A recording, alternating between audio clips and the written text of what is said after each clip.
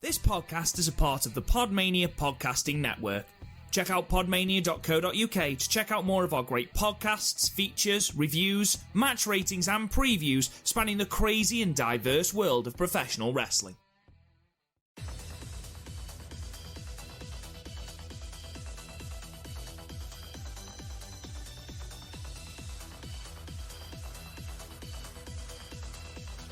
Hello guys, and welcome to the Stardom cast, your weekly or sort of audio source of all things World Wonder Ring Stardom right here on the Podmania podcasting network. I'm your host, Rob Goodwin, and I'm joined by the fledgling YouTube superstar himself, Chris O'Brien. Chris O'Brien, how are you? Fledgling. Fledgling, yeah, because, you know, it's starting, it's gaining momentum. Yeah, it's going well. We're gonna have to have a serious talk about pay. 'Cause I am a star of this podcast. No, I'm not. Right. Okay. Honestly, I have opinions on these shows that might get me ousted from our Discord. But yeah, we should talk about pay because my last video got copyright claimed. Did it actually? Yeah, because okay, so initially I put up, like, if I'm considering using the actual footage, I'll put up a bit like unlisted to see if it will get claimed. So I put up a bit unlisted with the footage, and like it was dicey. So I was like, I'm just going to use photos. This is my Brock Lesnar video that just came out, and so I just did it with photos, which was fucking awful for the Cena match, by the way, because all the official WWE ones were like black and white, so I had to like find screenshots, and if I couldn't find screenshots, go take screenshots. It was a time. And then the screenshots came out badly, so I just buckled. Anyway, but yeah, because I'm using entrance themes to introduce the match, both Motorhead and Living Colour have claimed the video.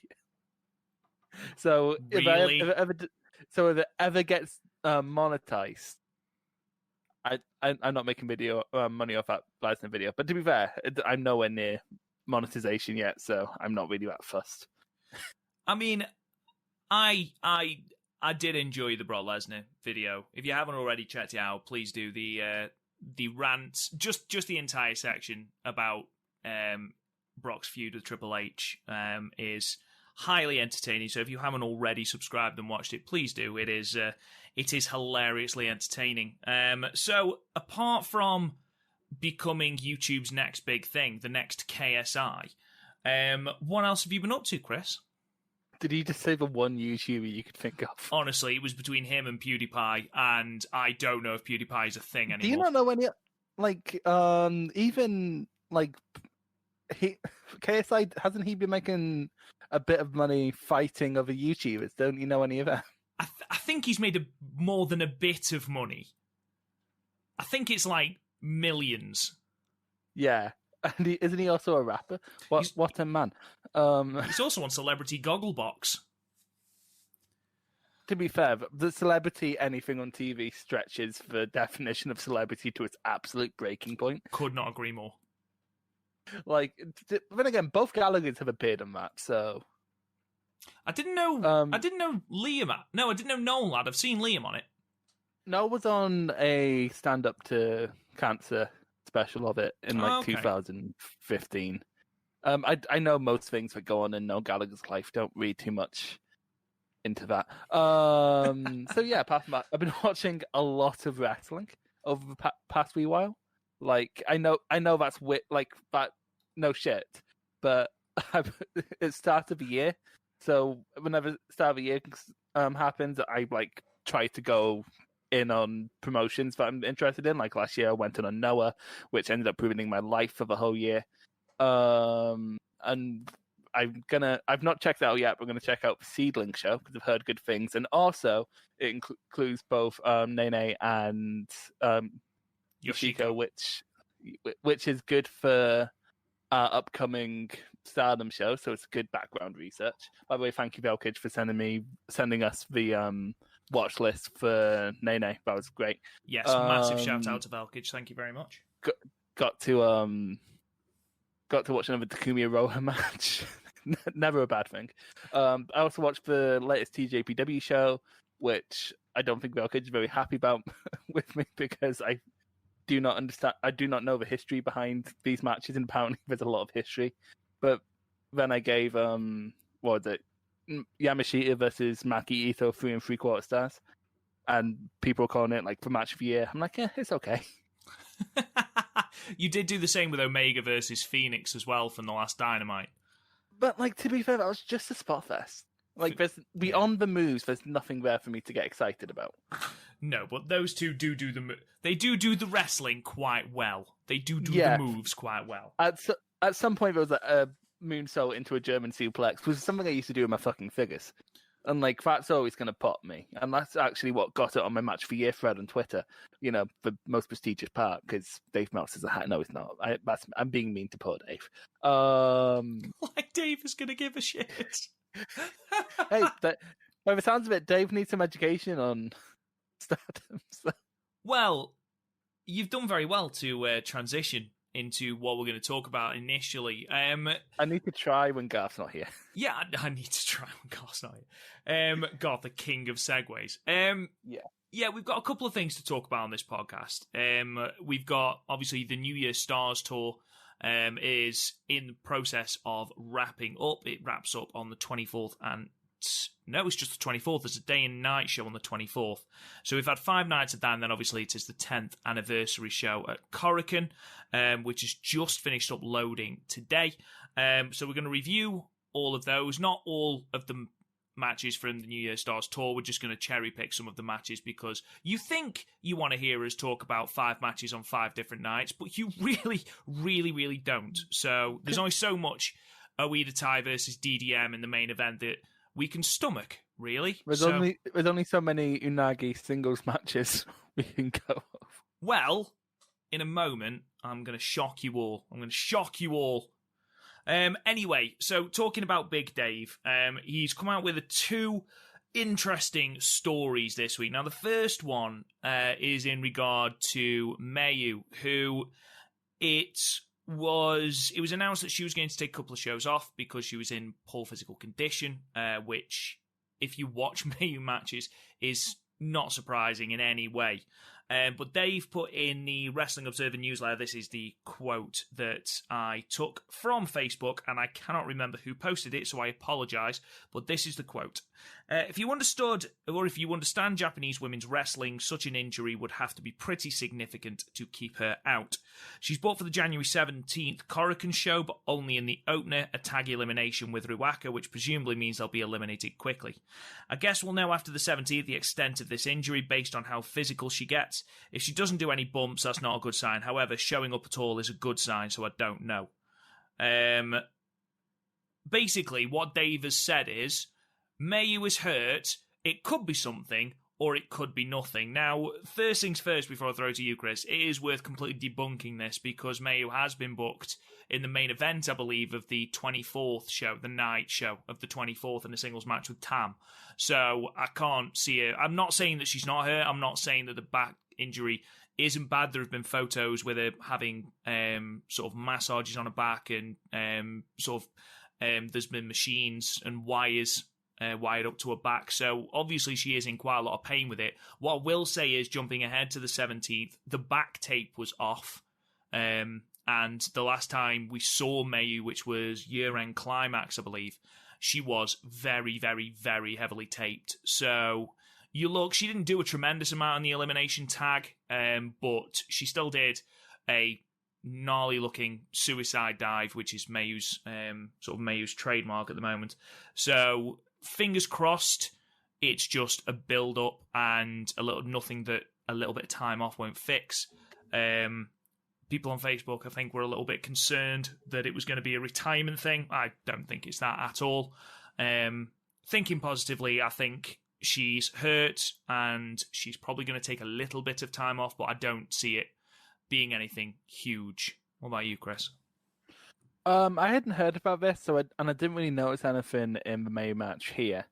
If she's been booked, I guess it's not awful, but also we know that wrestlers shouldn't be in charge of when they should and shouldn't wrestle. No, agreed. So I can't comment. At some point, we do need to try and get a Stardom Insider because if there is anybody out there, ladies and gentlemen, that listens to our podcast that is willing to be our Stardom Insider, we will pay you handsomely in gifts. We will send you memes. We will give you head pats. We cannot afford to give you money. We will shout you out on the podcast. We literally have nothing else. We can offer you Garth. I think he'll take any excuse not to be around his kids. Which, to be fair, we might have to pay them to take Garth. He's just sitting there going, "But Josie nerd." It's like, Garth, stop it. Basically, what we've said is, you can be our Stardom Insider, and we'll give you an angry old man who hates all Japanese wrestling. Yeah, but I don't know, like, because we know from Arisa that Stardom doesn't always step in when people definitely do need time off. So I can't comment because I literally don't know, and I can kind of just hope that it's not that, because then Stardom are currently in a rebuilding process. They're establishing their new main event scene as kind of seen on this show, or on our main show today. So, but you kind of need Mayu and to a bit of a lesser extent Momo to hold that down. And without Mayu, it's going to be bad news, really, isn't it? Because let me put it this way: it's there are other stars in, say, I swear to God, if you do the beep, I will hurt you. There are more stars in All Japan than Kenta Miyahara, but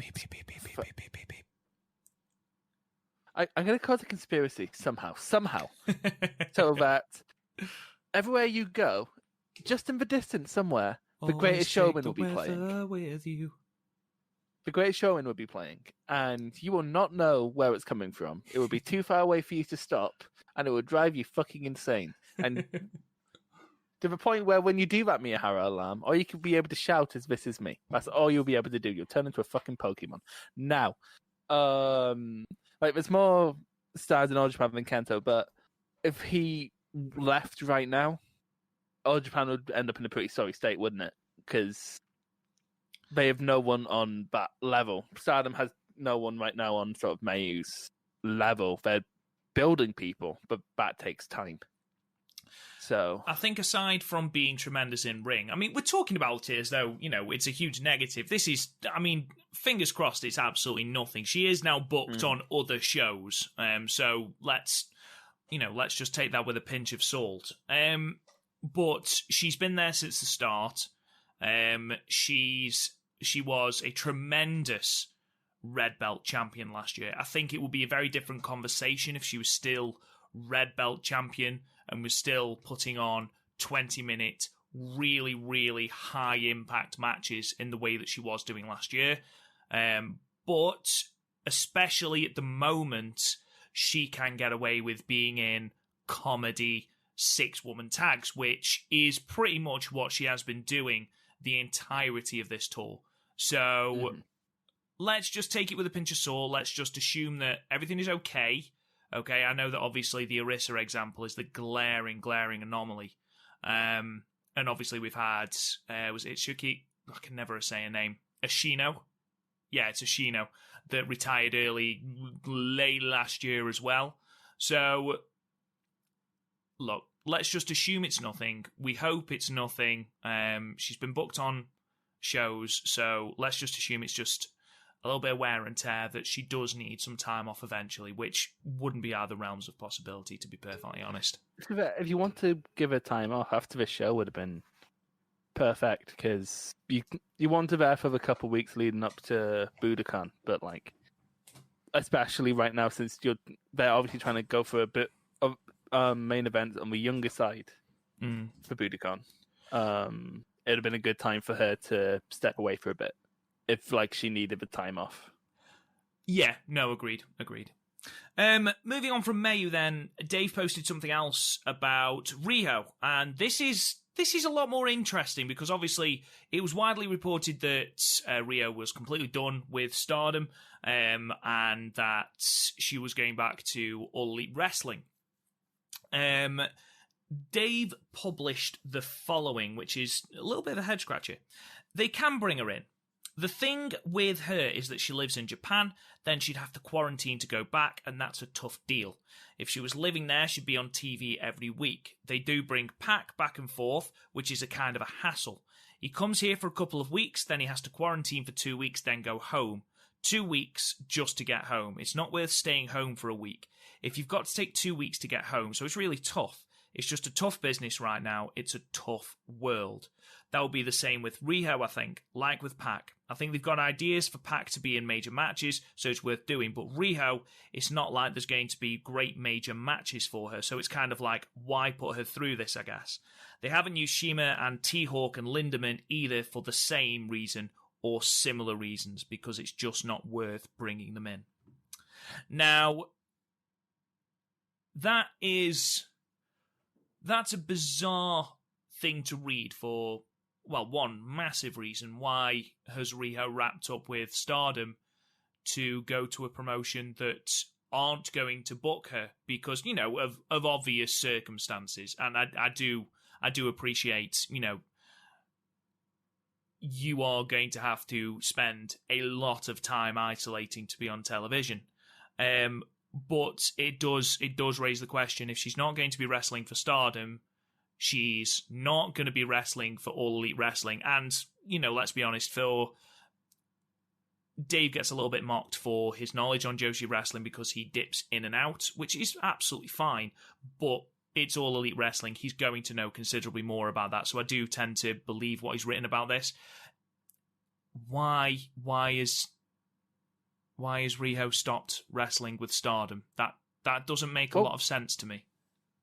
Riho was wrestling for other places as well before, alongside Stardom. Like, she's appeared in DDT and stuff like that, which AEW have somewhat of a working relationship with, but not really. It's weird. So I wouldn't be surprised if she's not booking for Stardom because of the ultimatum we talked about. Was it last time or the time before? One of the two. And then, but she might wrestle like in different promotions. Like, look at Sari, where she's basically contracted to WWE, but she's still appearing in like Seedling and TJP. So it might be a case of she'll still be wrestling in Japan under like the same restrictions AEW's put on her in Stardom, but in different places, maybe. Fair enough. I thought it was a really that. Yeah. It like I think it's more of a long term really thing. Like I think that's more of a long term thing where AEW is going to give her more in the long term than in Stardom, because like if you were to place Riho in Stardom right now, the only place you'd really want her is the high speed division. In terms of like the style she wrestles, because she doesn't really throw bombs well enough to do well in the main event scenes. So you can either be the head of an admittedly pretty rubbish women's division elsewhere, or you can be mid-card here, and in like the long term, AEW probably seems more profitable, like overall in both money and exposure, than Stardom. Which is fine, and I completely accept that point, but if she's not going to be booked in All Elite Wrestling, what's the point? What's the point? And I understand that Stardom are wanting to sign everyone. They're trying not to rely as much on freelancers. You know, we've just had Natsupoi sign a contract with Stardom, which I'm very, very excited about.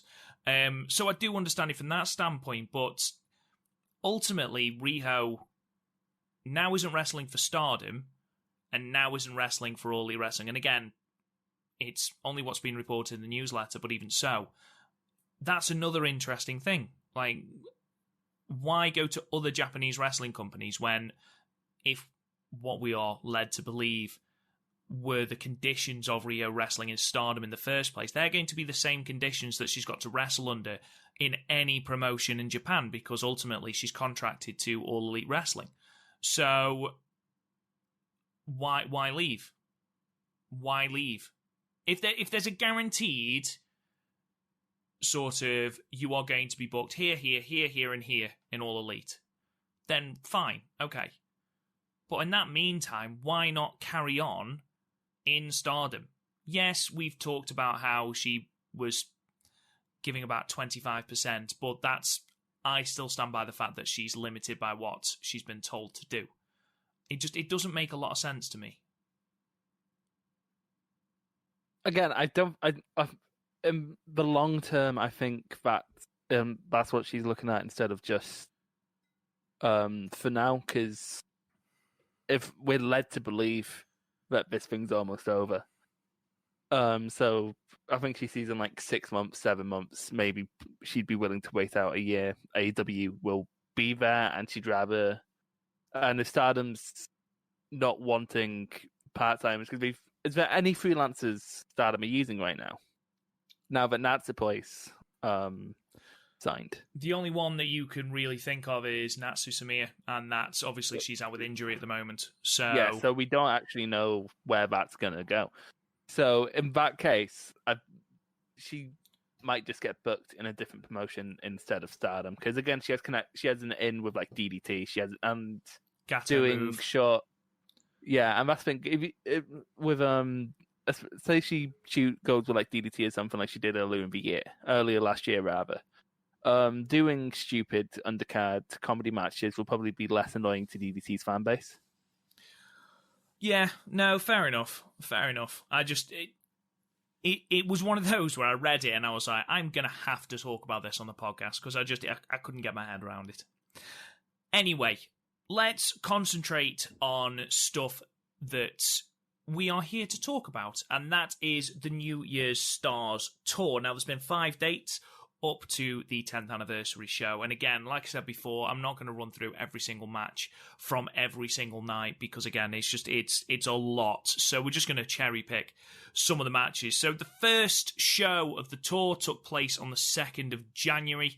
In Shinkiba First Ring in front of 161 people. And I just want to highlight, Chris, not in loads and loads of detail, the main and the semi-main. So the first was Utami Hayashishita in a non-title singles match with Unagi Sayaka.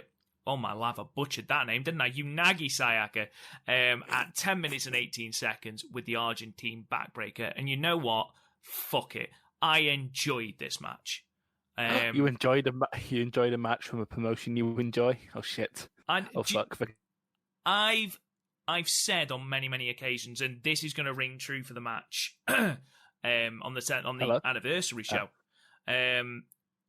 Honestly, I thought Unagi showed a lot of character, and what offense she does actually have looked a little bit more crisp than it did before. She really had that babyface fire, and it helped as well that the crowd were really behind her. I still find her a little bit bland, but she's trying to improve. There was a big frog splash to the outside, which looked really good.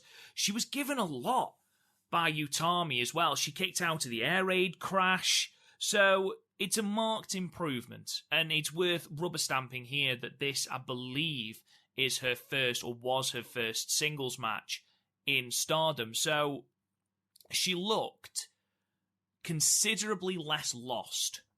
And that's been the real thing for me. There's been a lack of offense and a little bit bland.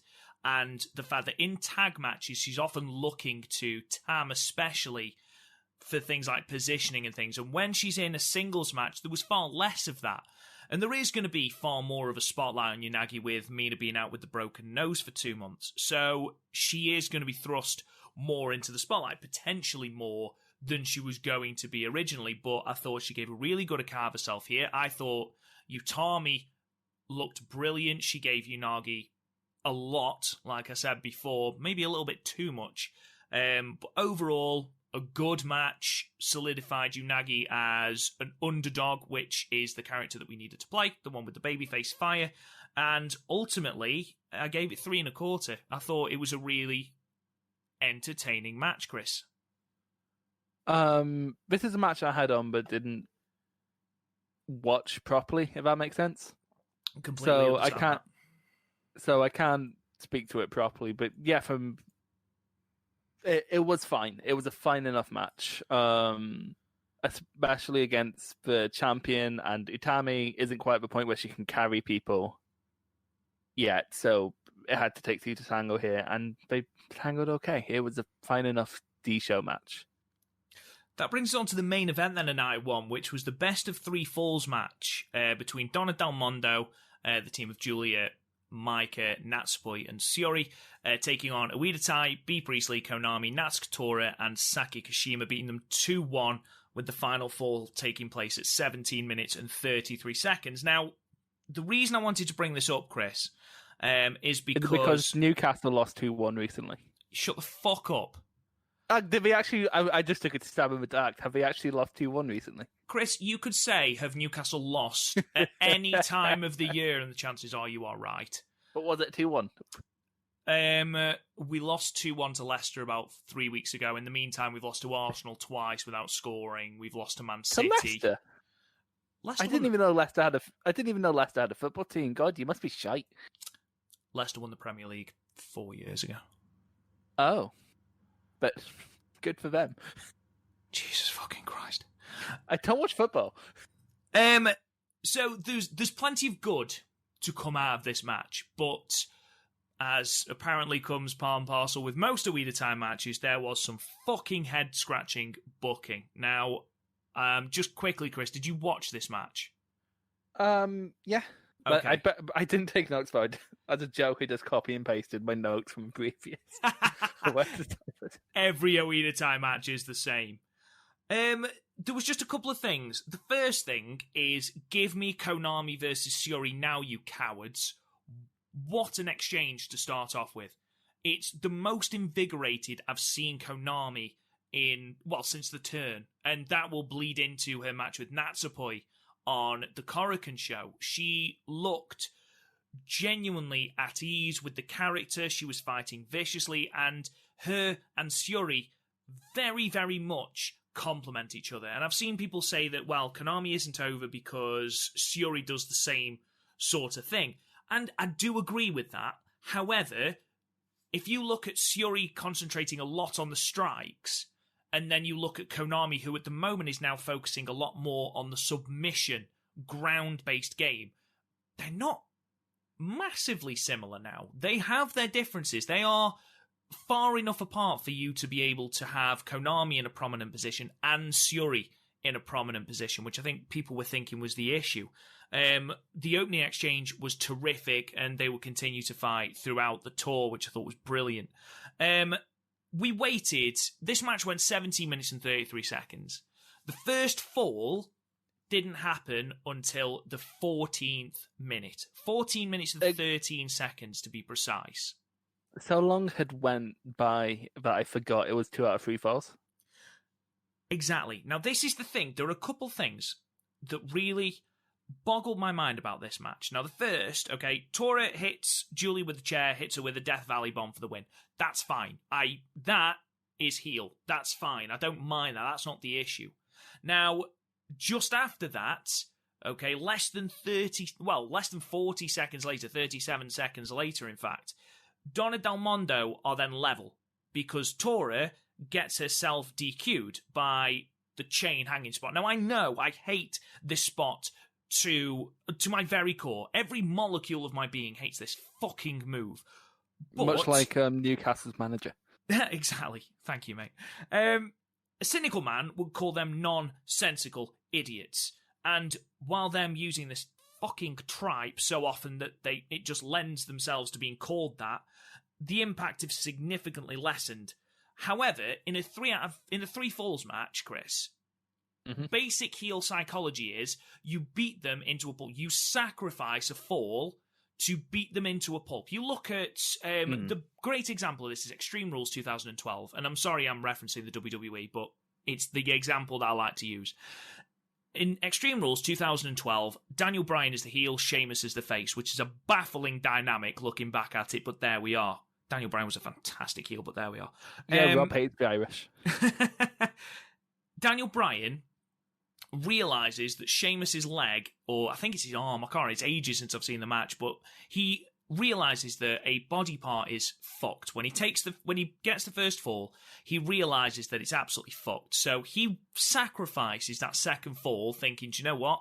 I'm going to target that, and that way then I know that he's not going to be able to come back and get that third fall. I'm going to sacrifice this fall so that I know I get the third fall. Now, that in a singles match is good heel psychology. That works. Where it fell apart here, Chris, was that Julia got hanged and then immediately tagged out. Immediately tagged out. So that Syuri came in.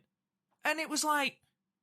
So that does just make Oida Tai look like fucking idiots. And then, of course, they did lose with Natsupoi hitting the German suplex on Saki. So, ultimately... Then I understand the psychology, and I understand what they were trying to achieve, which is me defending the recent incarnation of Oida Tai, which is something that I haven't done in the entire 23 episodes I've been doing this fucking podcast. But that made them look stupid. The booking was ridiculous. If they'd have spent ages, it didn't even require a lot of booking changes. All you had to do was have the first fall happen earlier. Okay, even the second fall happen earlier. And then have an extended period where you just beat the piss into Julia. Have Julia keep kicking out. And then eventually get Julia to tag out. Don't have it happen instantly. Or you could have it play out as the second... Tori gets herself DQ'd and then DDM on the back foot for the rest of the match because we have a numbers disadvantage. There were plenty of ways they could have played this. It seemed like the idea was there, and then the execution was so lazy. And I must admit... Oida Tai. No, I did feel sorry for Oida Tai, because that booking should make sense. But when Julie just rolls over and tags, it was Natsupoi she tagged in. And it was like, oh, okay, so that's that then. And then less than 3 minutes later, they'd lost. And it was just really jarring. Really pointless, and it made Oida Tai look stupid, which unfortunately we seem to be getting more and more of, especially with these chain spots. However, much as I have ragged on the match, the opening and a lot of the in-ring action and chemistry that took place in those first 40 minutes was very, very good. So I gave it 2 3/4 stars, just because, shambolic booking aside, I thought the women in ring did a pretty good job. Yeah, they tried. They were fighting an uphill battle with the booking, which is always the case with Oida Tai matches in the past. Since Kagetsu left, really. Yeah. So, yeah, poor stable. Right, we have another one of these to talk about. Great. No, I'm not going to do that. I'm going to veto it. So we're gonna go to night 2 then, which was on the 3rd of January, again from Shinkiba First Ring, again in front of 161 people. We're not going to talk about the main event because it's almost an exact carbon copy of the match that you've just seen, to the point where the fall happens in the 14th minute. So it's DDM and Oida Tai. I'm not going to bother talking about that. You're not missing a lot. What I will say, however, just quickly going back to night 1, the Stars tag team match, Mayu, Sayurida and Starlight Kid versus Azumi Momo and Saya Kamatani. That is absolutely worth a watch. Go and check that out. That was easily match of the night. The match I want to talk about from night 2, Chris, is the time limit draw between Momo Watanabe and Syuri, and I wanted to talk to you about it for a couple of reasons. The first, at the end of night 1, Syuri sort of takes pity on Momo, with Bea Priestley doing her typical, show pie shtick, which was really rammed home throughout this tour, and sort of was like, right, well, actually, Momo is a really, really good wrestler. And it seemed that this match was almost there for Syuri to show everyone just how good Momo Watanabe was and is. And this match was brilliant. It was a really, really good, high-speed sort of prelude to what we're going to get on the 30th of January. It was good, but one thing I need to point out is that Momo has essentially pitied her way into 2 title shots in the past couple months. Maybe that's a new gimmick. Just, can I have a title shot? No, just a fucking Puss in Boots thing from Shrek. Look how many times I've lost, though. All right, you can have a title match. Go on, Momo. Yeah, this was good. I'm a very easy person to please. So when we spent for the last half of this match basically just taking turns kicking the tire out of each other, I was fine. One thing about this match, and it's an obvious thing being a prelude to a title match, they were definitely holding back a bit. Like, this felt like a prolonged sequence they'd get in a tag match, which I'm fine with, because it's a Road to show. So I don't want them to give away the big match here. I'm happy to have this preview. But yeah, this is really fun. And to be fair, like, we've been waiting for this match for, well, basically since Shiri came in. We've been teasing it ever since then. So I'm kind of glad it's happened, and we're finally going to get a proper version of this match come the next big show. So, not only that, it's the main event of the Korakuen Hall show on the 30th. So they're going to be given a lot of time. So yeah. I think, you know, we talked especially around September, October time about just being inundated with time limit draws, and just they seem to be really, really lazy booking tropes. However, here I thought it made perfect sense. You know, both women are of a similar caliber, of a similar style, and they need more than 15 minutes to separate them. I liked that as a very basic story going into the SWA title match. I gave it 3.5 stars, Chris. Like you, I think, you know, it's very much...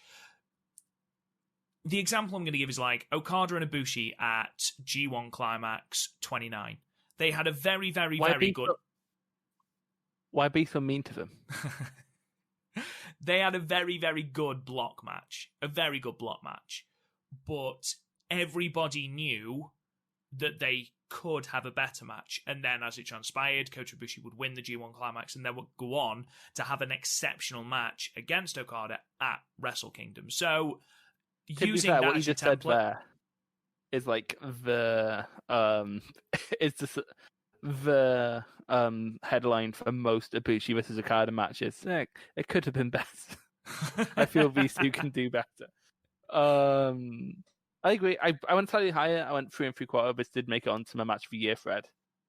But yeah, I have a feeling the actual match is like this match, the Momo Shuri match coming up, is the first time in a while I've been hyped for a match going in.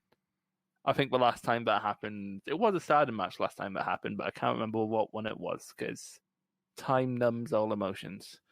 I don't remember. But this is great. Again, just have two people kicking the tire at each other. I'm probably going to be a little bit happy. Rob has seen what I like. I sent him. I think it was on a Freedom show. I think that's what it was from. It was a package pile driver off of the apron, and they did not react happy to that in the group chat. Nor did Rob react happily to the Darby Allin thing. I tagged him in earlier. So night 3 took place from KFC Hall. It was a daytime show from the 4th of January. This was in front of 186 people. And the match I want to talk about is the 3-way 9-woman tag team match. Now, the reason I want to bring this up is because apparently no fucker had any idea what the rules were. And in fact, DDM's entire promo was trying to work out what the fuck was supposed to be the rules.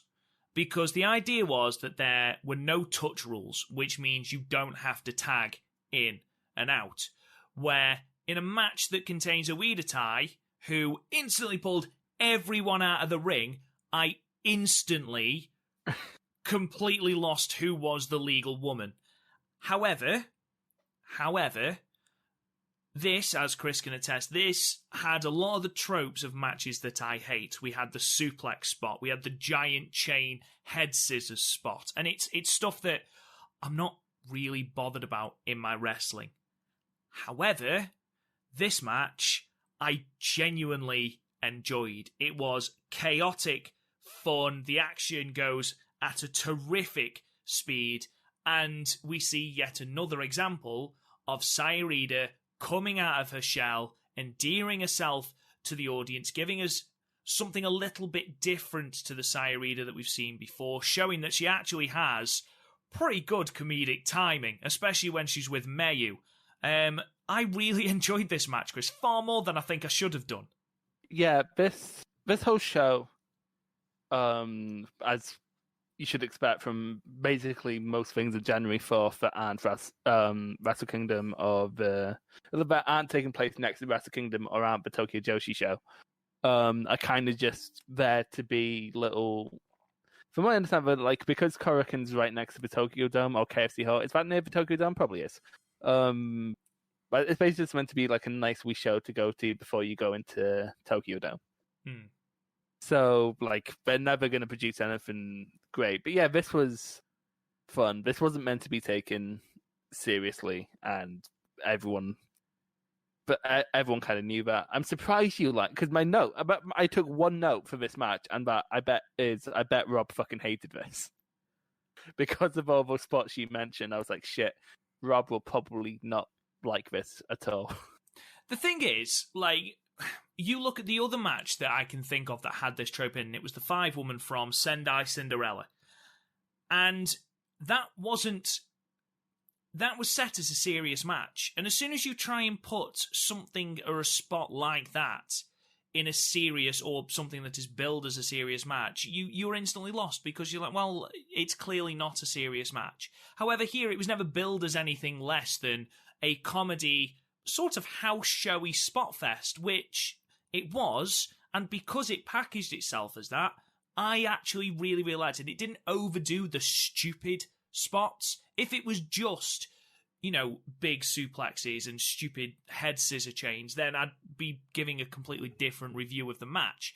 However, because we had stuff like Sayarida and Mayu going on a tear and then turning around and both Konami and Surya staring at them, and Sayarida bails and leaves Mayu on her own, just little subtle things like that, everyone being locked in a submission, and then Sayarida realising that she's the only one there. And actually, she just stands on the turnbuckle and starts beating her chest. And then that carries on, and on, and on. And it's really quite funny.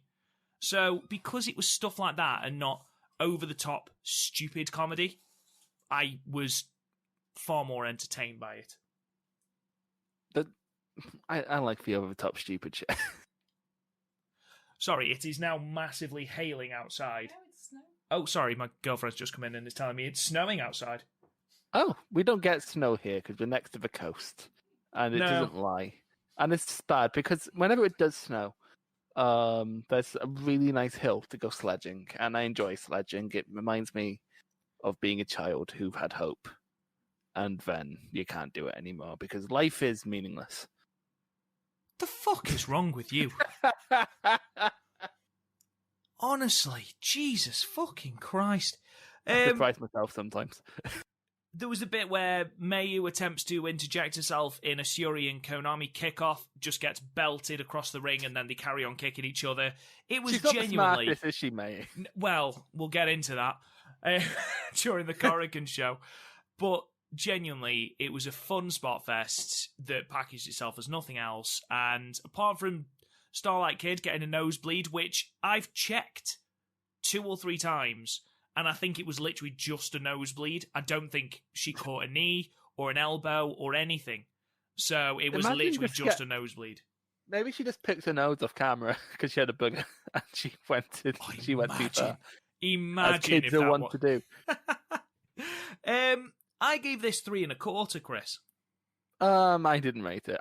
I thought it was a bit too pure to rate. Oh no, I think if something's good, then it deserves a rating, and therefore I think I was a little bit lenient with it, but I enjoyed it. I didn't do it out of not liking the match. I did it because I thought the match was too pure. This isn't meant to be judged. I feel bad judging it. So we move on to night 4, which was from the 9th of January, and what a fantastic segue from it snowing outside to the fact that apparently they had more snow in Akita than at any other point. It was absolutely piled up outside, and pretty much every Stardom wrestler's Instagram and Twitter was filled with them just jumping into snow, throwing snowballs at each other. Natsuko Tora attempting to spear a snowdrift might be my favourite thing I've ever seen. Aside from Shuri, who seems to spend most of the New Year shitposting. Exactly. This was their first time in Akita, apparently, in front of 246 people. We're going to just quickly run through the main event of this show, and it's one of those where it's nothing particularly special. It was Queen's Quest, 6-woman tag, Momo, Utami, and Azumi defeating Donna Del Mondo, Julia, Maika, and Natsupoi at 15 minutes and 8 seconds with the Tequila Sunrise. Genuinely, the only reason I want to mention this is because Natsupoi was given a huge spotlight in this match. And I don't want to say that so far she's been packaged as somewhat of a pin eater for DDM, but as Maika is going for a title shot, you don't want to pin Maika, so it's pretty much fallen on Natsupoi or Himika. So it was nice to see what she could do. They teased very, very, very good chemistry with both Azumi and Momo, which would obviously go on to be highlighted at the end of the Korakuen match. Overall, I thought a decent outing for both teams. Maika continued to look strong heading into a title match. Again, another house showy main event. I gave it 3 stars.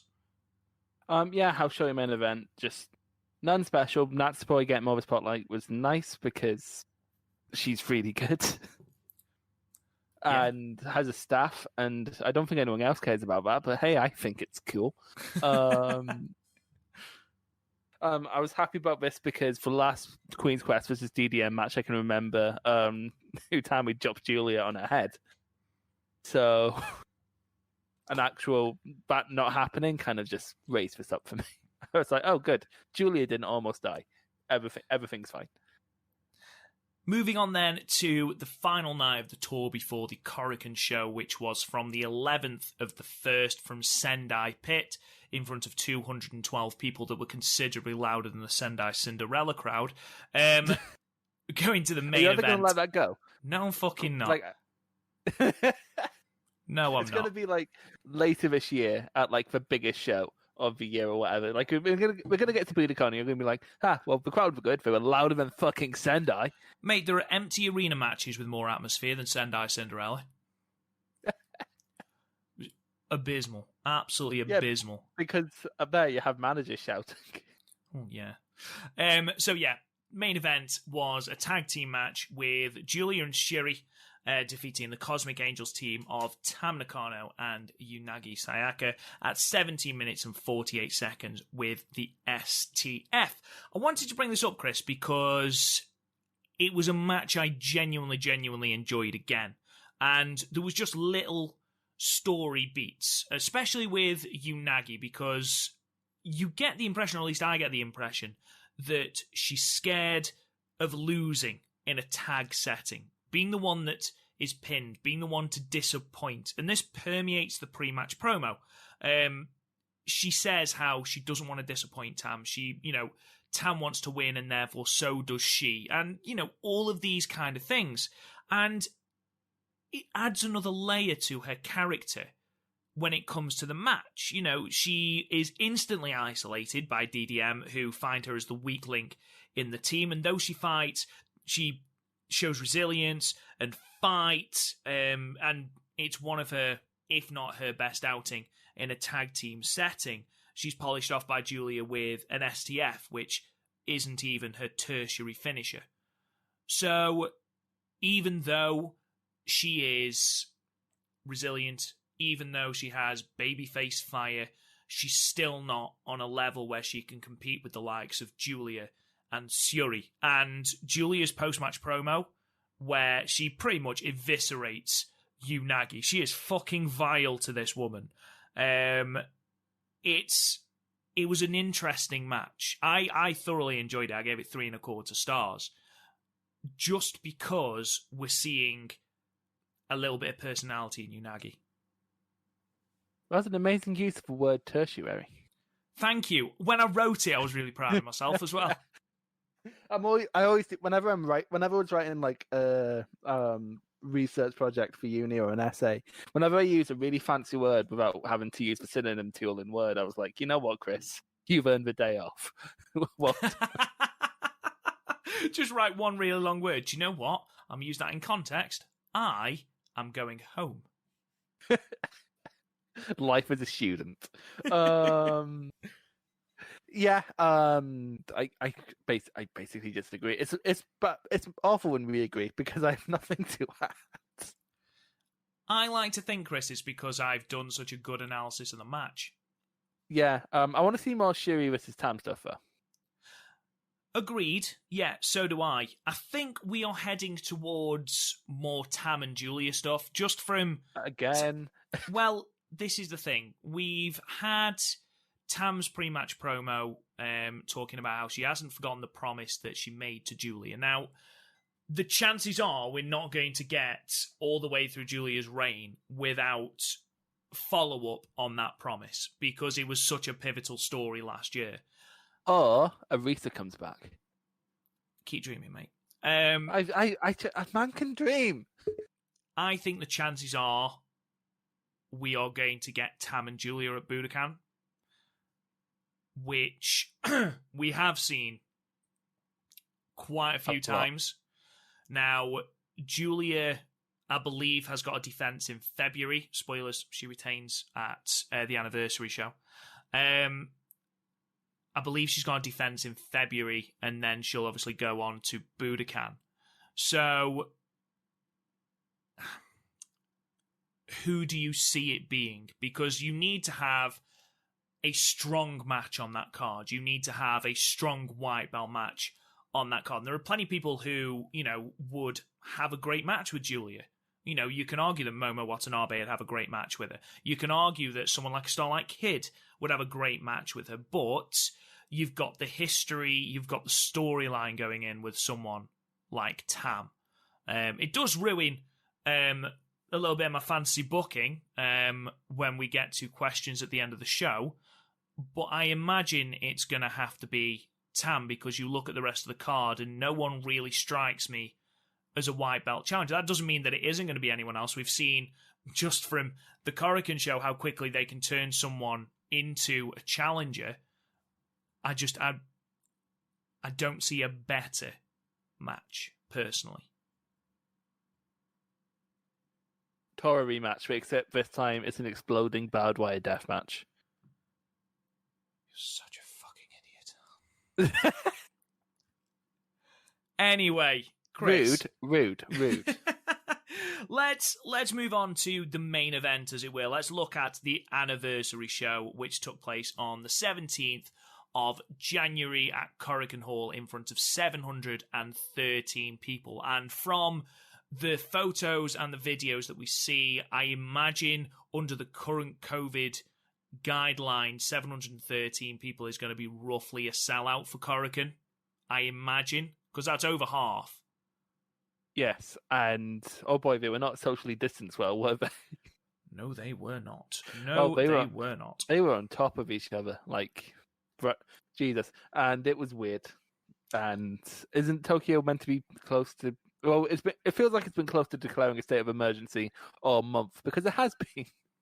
It has been, yeah. Nothing. I haven't read anything else about that, so... Like, it's Boris Johnson running Japan, too. What a pleb.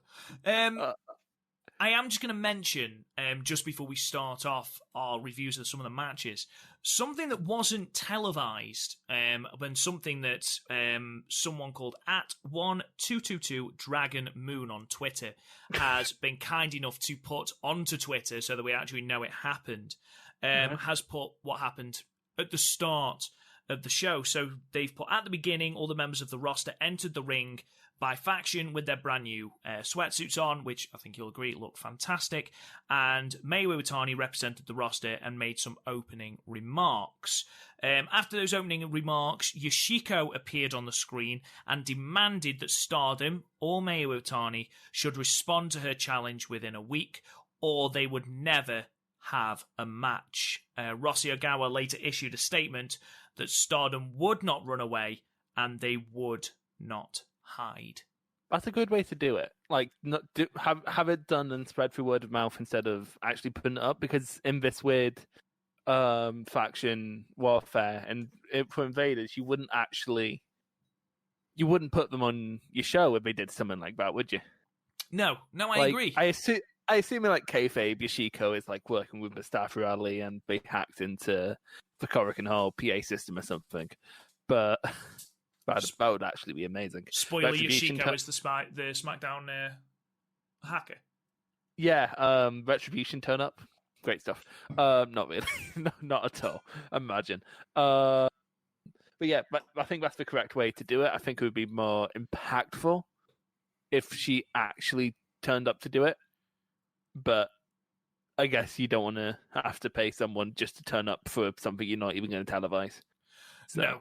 No. And so, like, this is something WCW did with the NWO, isn't it? Like, where they wouldn't sell NWO t-shirts or whatever, because why would you sell someone else's merch? Actually, you know who else did this? ICW. There was a fight between Joe Hendry and Lionheart, and we were trying to put it like Lionheart had made comments about Hendry's wife or whatever, and it boiled over to like a shoot, quote unquote, and they didn't put it on demand to try and put over the fact that it was a shoot. So you know what? I'm into this kind of thing. It's looking like we're going to get Mayu versus Yoshiko at Budokan, which is the direction we thought they were heading anyway. There hasn't been any movement on a potential Nene Takahashi and Momo Watanabe match, so we'll wait and see.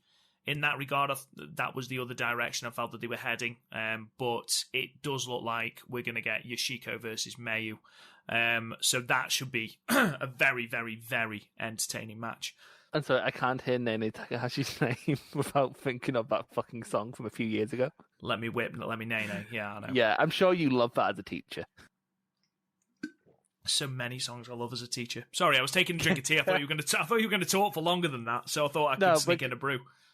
But like, yeah, it's bad because I have to hold myself back from muttering it when you say Nene. It's like, oh fuck, no. Like, and I'm planning on watching Seedling either today or tomorrow, and that's probably going to happen every time I say Nene on commentary. That's going to be a time. Let's delve straight into these matches then. So we opened with the Future of Stardom Championship match with the champion Sairida defeating Unagi Sayaka at 12 minutes and 4 seconds with the newly christened Diamond Dust. Sairida's in new gear tonight, Chris, which is a step up. Sairida looking like Reptar, which is absolutely a choice. Well, didn't she also have Reptar on her tights? She had a dinosaur-looking thing on her tights. I think it was a gorilla, mate. Oh, well, it looked like a dinosaur. It looked like Reptar. Maybe, like, honestly, Sairida's Reptar changed my mind. She wants to eat. No, but Reptar didn't say that, did it? No. Who said that? I'm trying to remember. I've not watched Rugrats since I was a child. Who said that? Who said I want to eat in Rugrats? Come on, Chris, just listen to what you're doing, mate. just come out of your body for a second and realise that you are in the midst of a Stardom podcast and you've hijacked it in order to make very, very poor Rugrats references that you can't remember anyway. I mean, like, how much Rugrats do you remember? I remember there was a ginger one called Chucky. The bald... The main character, was it Tommy? Tommy. Yeah. He looked older than an actual baby. He had an old face. He had like an old man face. Have you ever seen Rugrats All Grown Up? Angelica! I remember Angelica. Have you ever seen Rugrats All Grown Up? It's like them as teenagers. It's weird. No, of course I fucking haven't. How did we get here? What? Honestly, why do you listen to us? Also, like, does it annoy you about how naturally I lead you down the Rugrat rabbit hole? Some people would argue it's the chemistry we have, and others would argue it's just we just talk bollocks. We really do. Yeah, to be fair, I feel like I lead you on some dark paths sometimes. Don't say it like that. Fucking hell. Jesus. No, we all know Garth's a bad influence on us. Anyway, this match was fine. I'm not gonna lie, most of my notes are reptile related, so I was kind of covering up for myself. Ida has great fire. Like, she has really good babyface fire, only that doesn't work when she's the veteran in the match, which she was here. Like, this was a fairly decisive championship defense, which is fine, but also Ida hasn't quite learned how to do that yet. She's best in either six-mans or singles matches against people who are above her station. She hasn't learned to work downwards yet, and she will. That's the whole point of giving her the future title, to learn how to actually carry herself like a champion, but she kind of needs to work on that, because babyface fire doesn't really work when you're doing it for literally the whole match when you're on top. I've actually said, you've pretty much said my notes verbatim. I've just said that this, in one way, is the biggest test that Sayarida has had, because she's had good to great matches with people above her station, like Momo and Mayu. But how is she going to cope in a match where she is ultimately leading the match? And I thought she did okay. I thought it was a good match. I think it was very enjoyable. I thought Unagi played the underdog babyface very well. I do agree that it was an interesting dynamic with both being babyfaces. I thought that it was a really good story going in about Sayarida basically saying that she just saw Unagi as a stepping stone to Tam. And then afterwards, she said, basically she got a little bit of respect for Unagi. So even in defeat here, Unagi still comes across as quite strong. She's winning people over. It never crossed my mind that Unagi was going to win this. And it didn't hurt my grade of the match. It certainly didn't hurt my enjoyment of the match. I thought she gave a very good account of herself, as she did against Utami. I don't think it's quite as good as a Utami match, but it's a solid enough Future of Stardom championship match. Solid Hoss match. I gave it 2 3/4. I basically agree. I gave it 2.5. It was fine. It's a fine enough opening match for the Future of Stardom title. Like, this is about what you should expect from it. It's basically a learning title at this point, I think. So I'm fine with it. 2.5 for me. And if Ida can just start harnessing Reptar, she'll start going up the card pretty soon. Match 2 then saw Natsupoi defeat Konami at 8 minutes and 3 seconds via disqualification. Now, do you remember earlier in the year when Saki? when Konami talked about the different kinds of a weather tie? I do remember. I knew you were going to bring this up. Like, well, okay. Apparently, no. To be fair, it did look like she genuinely tried to cheat and then got caught. Like, it's not like Tora, where it seems to be on purpose. Like, she genuinely attempted to cheat and didn't do it very well. I think as well, you've got to think that this is a prelude match to the Goddesses of Stardom tag title match, which is going to take place again on the 30th at Korakuen. And you can sort of write the narrative, though, even though she loses by DQ in what is effectively a throwaway singles match second on the card with no stakes, the injury can affect the result on the 30th. That is what I took from it. Apart from the DQ itself, I actually really, really enjoyed this match. It was leading towards Konami's best singles match since... Well, I really enjoyed the Julia match. I know it was pretty divisive, but let's say the 5-star, where we can all agree that she was fantastic. This is really fun. Again, Natsupoi actually being positioned as an equal to people on the roster now is nice. The staff, I really like the staff, and I don't know why. I think I just like it when things spin. I can't explain it, but I've always liked it when things spin. Such a simple So, like, okay, if you can't find the joys in the small things, what can you find the joys in? But yeah, this was fun.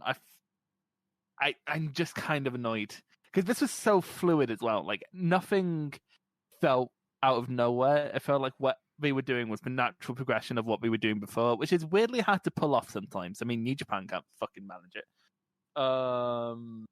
So it kind of just got mad by the DQ finish. I look forward to seeing these two probably rematch in either the 5-star or the Cinderella, because I think then that'll be great. It's the most savage I've seen Konami in a long time. And it's the best Konami because she was laser focused. She targets that right arm of Natsupoi relentlessly. And she seems to get this savage pleasure from it.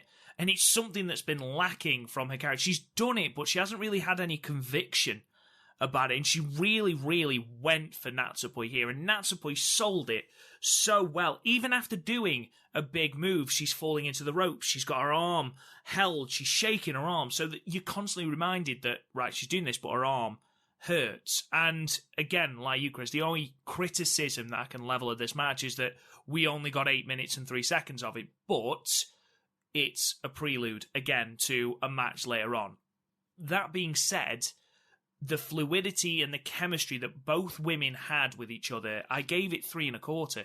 And yes, that might be high with a match with a DQ finish. But I think, and again, I don't often think this about Oida Tai DQs, but I thought it plays into the story that they're trying to tell, heading into the tag title match. I think it's the way that they tried to use the chair as well was more unique than just hitting her with it. She continued to target the arm with it, which worked. So overall, if we get this Konami in the tag match, if we get this Konami going forward, I'm more than happy. Yeah, basically the same. I'm as someone who really wanted this match now, I'm kind of sad this is how it ended though. But that's kind of the point of this match. It's not meant to be the last time these two meet, so yeah, it was fun for the meantime. I went as high as 3 for this one. We're not a million miles apart so far, which is good because I imagine we're going to be miles apart in the main event. So I'm gonna be burned. I'm gonna be literally burned. I don't mean like in a Twitter sense. I'm gonna be like put on the stake and burned. Only if you deserve it. I mean, like Garth would probably be there. Like Garth would be the one with the torch, mate. Yeah, he's like, I don't even know why we're here, but I've been waiting for years. Match 3 then, High Speed Championship on the line. Azumi, the champion, defeated Kaori Yoneyama at 5 minutes and 48 seconds with the grounded octopus stretch. The big thing out of this, of course, that this is Death Yamasan, Gokiken Death's, in inverted commas, real face. Azumi said she wanted to take on Gokiken Death's real face. I think you have it. But what I think's happened here is Gokiken Death's went to Mexico to help El Generico with the orphans. Oh, I see. And they may look similar. They may have also similar movesets and the same theme. But you'd be mistaken. Gokiken Death has somehow defied all COVID rules in existence and has went to Mexico to help El Generico with the orphans, along with Johnny Mundo and Kevin Steen. Well, as you can imagine, it's quite easy to bypass security when you dress like a clown, really inconspicuous like. Yeah, she's part of that Joker cult you see at the end of that movie. The Korakuen are unusually hot for this veteran, and skeptical as I was that the person behind Gokiken Death could still go, I was pleasantly surprised. I mean, people had said that she could go, and I was like, she just does the death things, but I really was pleasantly surprised. The pair had good chemistry, as you would hope for someone who apparently taught Azumi in her early career at Young Fighter. I got the impression that initially Azumi was taking it easy on Yoneyama, but after being hit with a knee from the apron, missile dropkick to the back of the head, you got the impression she then turned it up a notch. And then pulling her out of the pin for an arm breaker, submitting her with a grounded octopus stretch. You just got the impression that, right, okay, I've taken it easy on you now. I'm gonna end you now. It was a case of when the match was going to end in Azumi's favor and not if. There's only so much you can fit in 5 minutes, to be perfectly honest. And despite how impressed I was with Kaori Yoneyama and the chemistry that she had with Azumi, I mean, Azumi's got chemistry with fucking everyone. So this was a good match, but it has a ceiling because it was only 5 minutes. I did think it was really funny that Yoniyama got possessed by the spirit of Death Yama-san right at the end and stamped on Azumi's foot, which I thought was really funny. And then Natsupoi comes out when Azumi lays out an open challenge for Budokan on the 3rd of March, which is absolutely the right decision. I think Natsupoi versus Azumi, if you give them time, if you give them the amount of time that you gave to Azumi versus Starlight Kid, and to a lesser extent, Azumi and Mei Hoshizuki from Osaka Dream, they're going to put on a phenomenal match. They're going to put on a phenomenal match. And no, I was going to say I think Natsupoi's going to take the belt, but I don't think she is. I think Starlight's going to take the belt off Azumi. But I think it will be an absolutely fantastic match. And again, if they open the show with that and they give it 11, 12 minutes like they did in Yokohama, I think it's going to be a really, really, really good match. Yeah, this match it felt more fleshed out than the 5-minute runtime would lead you to believe it would be. Like, they still throw in a lot here. There was still an arc in this match. They still find time to slow down and not completely destroy the pacing, which is to be absolutely commended. Yeah, I was kind of with you, where I was like, okay, I get that Yoniyama used to be really good from what we're told. But she might have been just before. I think if I remember rightly, she was just before the death gimmick when I got onto Stardom. If I remember rightly, I might be thinking of someone else, and she was mostly working like rookies. And now but like she's been deaf since last year, and that's basically all I've known her as. So seeing her actually putting together a match was surprising. One thing I wasn't thrilled with was Azumi using the Hurricane Rana through the ropes again, like just on what is essentially a filler defense. Are you saying that it should be more of an impact thing in one with more of a build? Mm-hmm. Like, for example, look at the German suplex spot the Kota Ibushi does. I don't fucking pop for that anymore. Because he does it all the fucking time. And it's completely... unless someone's flipping out of it, it's lost all impact. Because we've seen him do it a million times. Like, think also... Like, for a non-Japanese wrestling example, think the swing when Cesaro did that all the time. Like, that became something...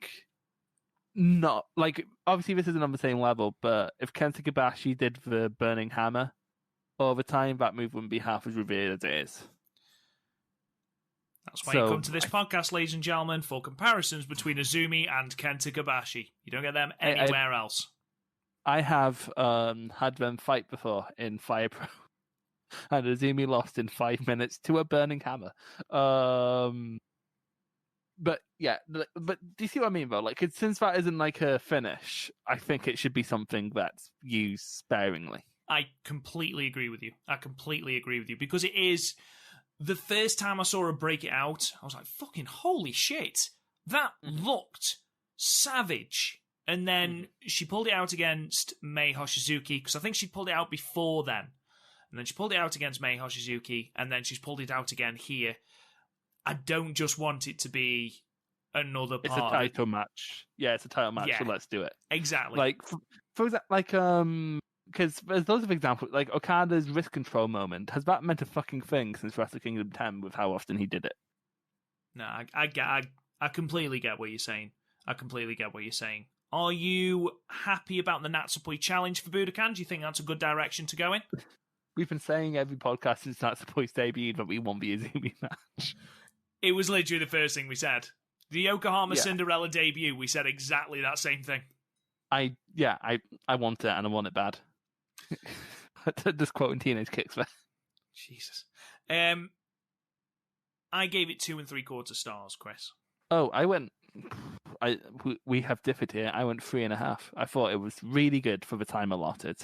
Okay, well, I'll rise. I'll go 3.25. Oh, you'll rise, will you? Fuck's sake. Jesus. Right, let's move on to match 4. Now, this was a match that I really, really, really enjoyed. This was Tam Nakano defeating Starlight Kid at 10 minutes and 53 seconds with a Tiger Suplex. Just quickly, Chris, was the unspoken stipulation of this match that you have to win with a Tiger Suplex? No, but they did mention it in the pre-match promo that they wanted to prove that they had the best Tiger Suplex, because like Tam, that's her secondary finisher anyway. Yeah. So and Starlight beat Tam at Osaka Dream with the Tiger Suplex. And Starlight apparently just wants to be Tiger Mask. She mentioned that apparently she's like Tiger Mask is like it. Yeah, there's a reason it's called the Tiger Suplex. I wouldn't hate that. I wouldn't hate that, to be fair, if Starlight transitioned. I'm pretty sure there has been a girl Tiger Mask before. That would be quite cool. That would be really cool. Tell Tiger. Girl Tiger names. Why is that there? What? Sorry, I put in Girl Tiger. Couldn't put in Girl Tiger. The second one is Girl Tiger from Ice Age. So I guess in one of the Ice Age movies there's a Girl Tiger. I put in Girl Tiger Mask and I just got a bunch of furry stuff. Oh no. I'm just going to close that tab and pretend I never mentioned it. But yeah, like especially with like the Bushiroad connection, it maybe wouldn't be the worst thing, but also I think that would help prevent Starlight not have her identity. But also, if you're going to have the one, like for the sake of maybe New Japan fans, they want to bring in, because there have been some efforts to make Stardom more New Japan-y, most notably match length. We'll fucking get onto that. So that would make sense. I wouldn't hate it either. Although, like, because if you're going to have only one roster member with a mask, why not? Because it's basically a Tiger Mask anyway, isn't it? Yeah, more or less. Yeah, this match itself, I really enjoyed. As shown has been like the 5-star match, which I believe we gave 8. These two do have really good chemistry. Tam works really well with Starlight because Starlight's, of course, like zipping around all over the place, and Tam can just matrix around it. It's great. And then one thing I can commend Starlight for, and it's hard to do because loads of people struggle with this, is setting up apron moves very naturally. Are you talking about the apron DDT? Yeah, that's so easy to make convoluted. It looked fantastic. Yeah, and it wasn't convoluted. Like you would, people do that all the time. Do like the shoulder tackle thing all the time. Like even like her Tiger Feint kick or 619. If I don't know why I preface it. Anyway, when she does that doesn't feel like Rey Mysterio has been doing that move for almost 20 years now. And he still can't always do it naturally. It still sometimes feels, still most of the time feels forced. Whereas when Starlight does it, it doesn't feel all that forced. Which is impressive because, again, she's working with a lot less experience than Rey Mysterio. I get the impression that Starlight is the mini-boss that Tam has to overcome before the main match. Mm-hmm. Yeah, I think whenever someone faces Ishii before going on to Okada, or basically that, I can't think of a better example, really. They've got tremendous chemistry, and from having been in a unit for so long together, that opening sequence where they reverse each other's moves, it's such an easy sequence, but it looks so smooth, and everything in this match looked smooth, as Chris mentioned. Even what can be perceived as convoluted, getting someone into position for an apron DDT through the ropes, it just felt so clean, so smooth, and most importantly, so natural. You got Starlight Kid sort of ramping up her aggression, which, again, we've commended her for on previous podcasts. Tam, we get the exact mirror of the finish of at Osaka, but Tam kicks out and then manages to basically blitz Starlight Kid with some running knees and then hit her with the Tiger Suplex. I really, really enjoyed this match. Considering it went 10 minutes and 53 seconds, it went by like that in the best way possible. I gave it 4 stars. I thought thus far it was easily the match of the night, and yeah, thoroughly enjoyed it. A really good step in the direction of the finish of Stars and Cosmic Angels storyline. Yeah, overall, really, really good match. Yeah, booking wise, it all made sense.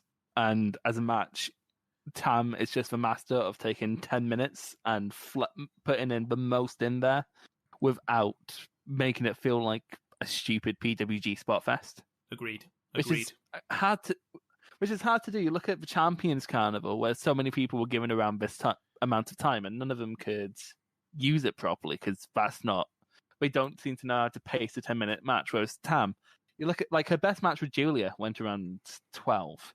Her match with Kagetsu, which was in my top 25, went 11, and her match with Mei, which was fucking incredible, went less than 10. So she's the master at making sprints feel fleshed out. Yeah, so layered with story. And then you give her this is like on the inverse though. You give her 28 minutes like you did with Julia, and that match was a bit of a slug at points. So yeah. I think you know how to use Tam in that respect. Less is more. Less is more with Tam. You restrict her minutes. She's like insert football. Who's a football player where you should restrict their minutes on the pitch? Just pick any of the Newcastle team. Okay. Don't Google a Newcastle player. I know what you're doing. Don't Google one. You're better than that. No, I'm not. No, I know. You know. I know. What did you give it, Chris? This match I'll give it 4 as well. It's my spoilers. It's my Stardom match of the year thus far. Wow. I did really, really enjoy it. I definitely see it being topped, but in regards to both this show and what we've covered so far, yeah, this is Stardom match of the year so far. For me, it was really fun. Match 5 then saw a 3-way elimination tag team match with the Queen's Quest team of Saya Kamitani and Momo Watanabe finally eliminating, I said 3-way, 4-way is what I meant, Donna Del Mondo team of Himika and Shiori with Uedatai team of B and Saki and the Stars team of Mayo and Ruaka at 15 minutes and 4 seconds. Mayo. I know. I was desperate to try and get that out and hoped that nobody had noticed that I called her Mayo. Yeah, with the Star Crusher. So, me calling her Mayo sort of plays into how Mayo approached this match because she struggled with everything. Bless her. In this match, didn't she? She struggled throwing her wristband, not once, not twice, 4 separate times she tried to throw that wristband, to the point where Himika just burst out laughing, completely ruining any kayfabe that they had, that there was any sort of, like, tension or sort of, like, just anything in the match. Momo pissed herself. It was a bad day to be Mayu. And then she stood on the apron whilst everyone was on the outside because everyone else had been taken out, and she just sort of stood there and was like, oh, okay. So then she hid behind the turnbuckle, which made the crowd laugh. It was all just a rich tapestry. It was. She did the suicide dive like I mentioned before, but otherwise it was just a very strange match. The rules were as follows. Basically, it was similar to a Cinderella match. So the eliminations occur via pinfall, submission, count out, DQ, and over the top rope to the floor. And that was something that I must commend this match on. It was a little bit confusing, but it was still very fun. The one thing that I did commend them on was the over the top rope spot. Rather than just hoiking someone over the top rope, it felt very natural. And Mayu attempting to go for the double arm lucha takedown, basically. She goes to the top rope, and Saki just literally pushes her off. I thought that was really, really good. I thought it was really, really smooth. This was effectively a filler match, but it was a fun filler match. Mm-hmm. Well, to put forward how much of a filler match it was, when I initially watched through the show, I forgot it. Like, so I ran through the show in a weird order because of how Stardom releases things. So I saw the main event first, and then the Julia Natsuko Tora match, and then I went backwards today and watched the rest of it. Apart from, so I finished that up around 12 in the afternoon, right? So I then go away, have my lunch, have a walk, cry, and then I come back. Opening, I'm looking over the results of everything to make notes coming into this, mostly about Reptar. And then I'm like, oh, I've missed a match. Fuck. So I had to go back and watch it. One thing we have skirted over is today is I skipped through the promos on everything I was watching that wasn't on this show, so I hadn't realized the saga of Shuri calling Momo Snoopy, which is fantastic. And then just a way of baiting her was post-match just holding a Snoopy keyring at her. And it's that's the most year 5 bullshit I've ever seen. To be fair, Snoopy's not even the best member of Peanuts. Nah, he's not, to be fair. Yeah, he's kind of, it's like how Mickey Mouse is the worst of the main Disney crew. I'd rather hang out with Donald, although he's a bit unstable, but he seems fun. I'm sure he has some ketamine in his in his bill. Donald Duck on ketamine. Amazing. Well, but thing is, when you think about it, it's like, why is Goofy friend but Pluto pet? Fuck.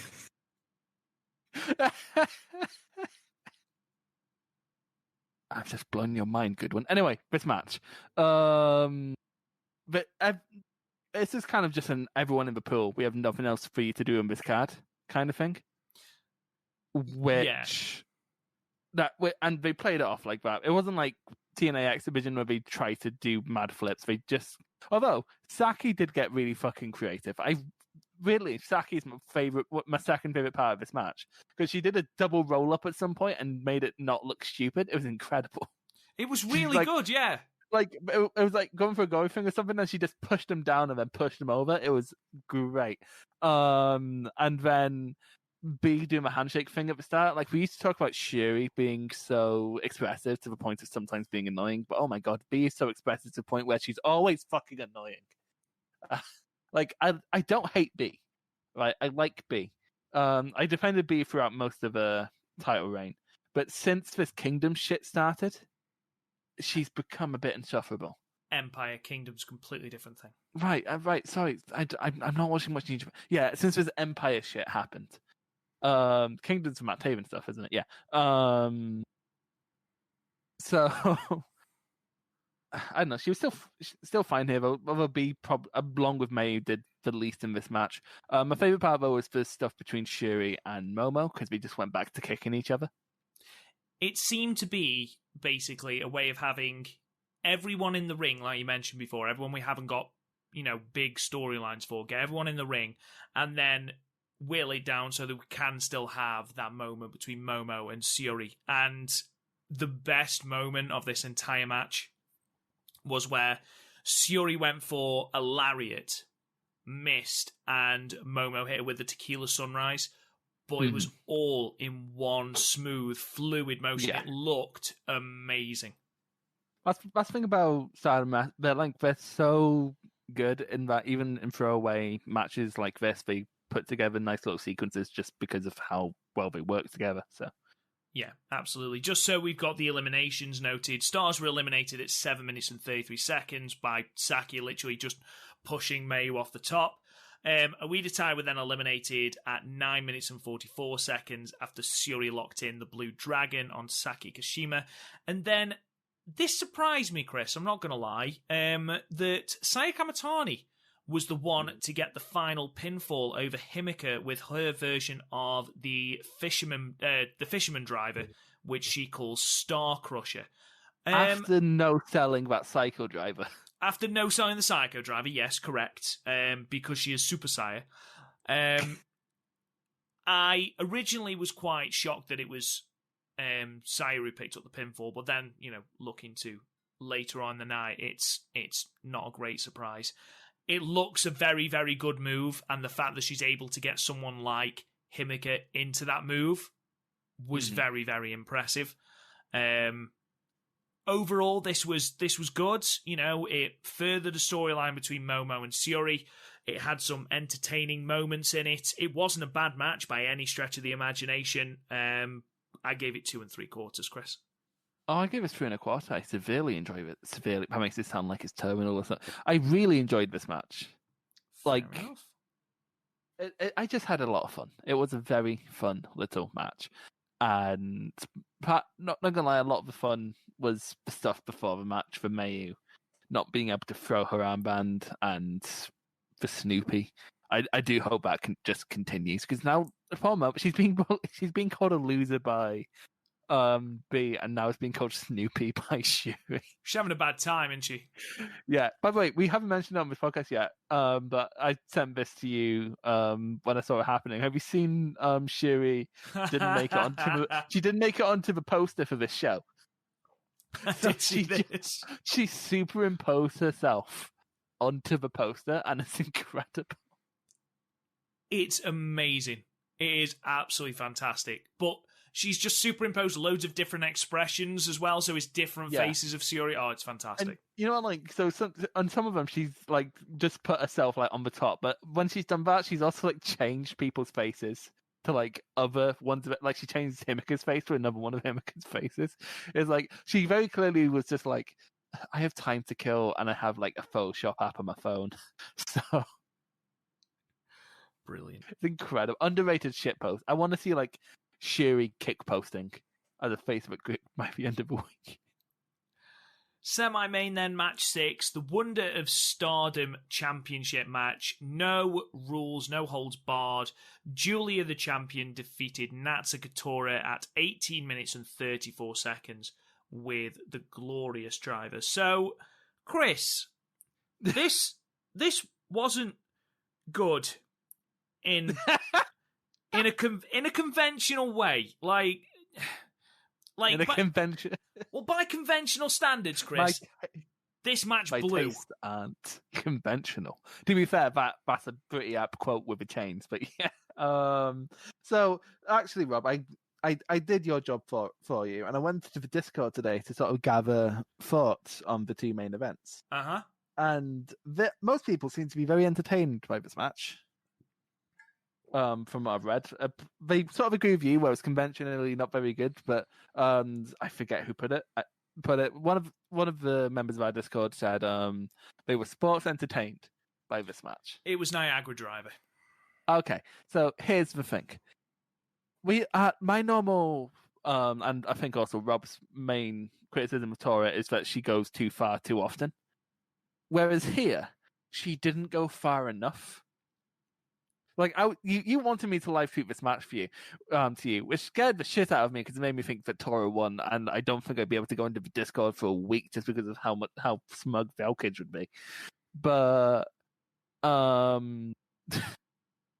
so I was live tweeting it, and they had these blocks that you have in karate studios that you karate chop for reasons. And I think they were meant to be cinder block, but they were very, very clearly made of plastic, very clearly. And then the table was made if you notice when it broke, it looked like it was made of fucking cardboard. So It was weird, because I was talking about when we were talking about this match, I expected them to go further. I expected there to be blood, barbed wire, chains. Well, there was chains, I guess. But I don't know, a knife. A samurai sword, a gun, something. I don't know, because for Tora, this almost felt run of the mill. And I was thinking about when she did the hanging spot, how impactful it would have been if she'd have just done the hanging spot once or twice, or even not at all before this. How impactful would that hanging spot be? Because there's been a few. Because I'm going to bring up a different match as a example of how this kind of match can be done well, because I don't think this match was done well, and I wasn't incredibly entertained because they didn't go far enough for my taste. I wanted this match to be more like Crazy Time Banana Pants, if that makes sense. I don't like think back to Brody Lee versus Cody. Now, I'm not massive on that match as many people are, but hanging spot in an AEW context was brutal because you never saw that kind of thing in AEW. Whereas when that hanging spot happens in Stardom, I don't care. I don't fucking care anymore. Like, there's not like all this Natsuko Tora shit has seemingly been leading up to this, and it's led up to absolutely fucking nothing. Like, this kind of match can be done well. One night when like people, a bunch of the Discord people in our server were online all at once. Belkage, I think, recommended an Oz Academy match, saying he saw it as perfect. And Belkage has unconventional taste. I mean, he likes the Vegeta match with Goji Izaki, but I try not to hold that against him. But I watched this match, and it was a mugging, basically. I forget who it was between. I forget the names. But the girl was absolutely mugged. Right? There was blood staining the ring. She was cut open, and it was like a corrupt referee kind of thing, so she kept being ganged up on. And like aspects of that were here, but we didn't go far enough because it never felt like Julia was in any trouble. The stipulation never got away from Julia. And that's how this match kind of should have worked with the heel face dynamic. It should be Tora 99% on the way back and not spending half a match dicking about with plastic cinder blocks. Like, the most brutal part of this match was near the start where we went through the chairs. And I'm sorry, that should be in classic, in like almost PWG style or even like Ishii match style. They started with the biggest spots first. And like, I guess Tora being hanged, as weird as this sounds, and I really hope my brother's not outside because he will ask me about this phrase, but Tora being hanged, I guess, was very cathartic in a way. But at the same time, I feel nothing about this. I don't even actively dislike it, despite how much I've talked about it. I just feel nothing about this match. I was in a constant state of numb throughout this match. I just didn't care. It was packaged as a no rules brawl, which we've seen Julia excelling, against the likes of Hannah and Tam. And you're right, we should have had blood. We should have... Obviously, I don't condone people bleeding, but you know what I mean. You want that brutality. Light tubes.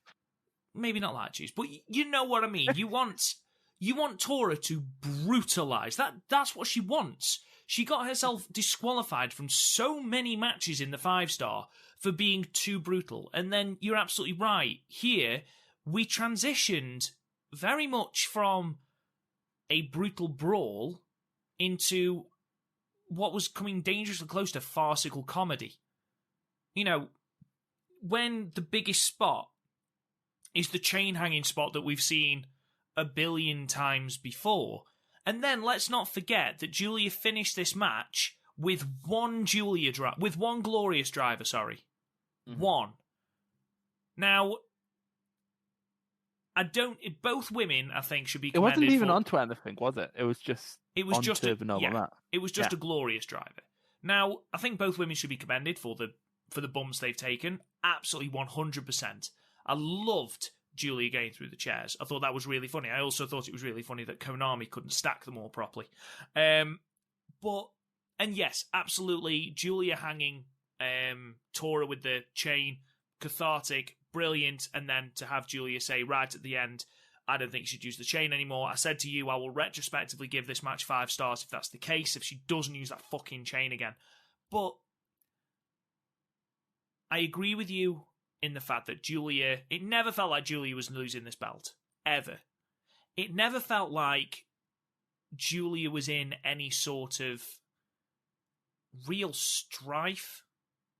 Like, did Tora really do anything in this match that we haven't seen her do before? I haven't seen that leg drop in a while. Okay, so we've a wrestling move is, for one thing, we haven't seen from we Tora. had to create a no rule. We had to create a no rules brawl so that Tora could break our leg drop. Is that what you're telling me? Yeah, we're completely in agreement here.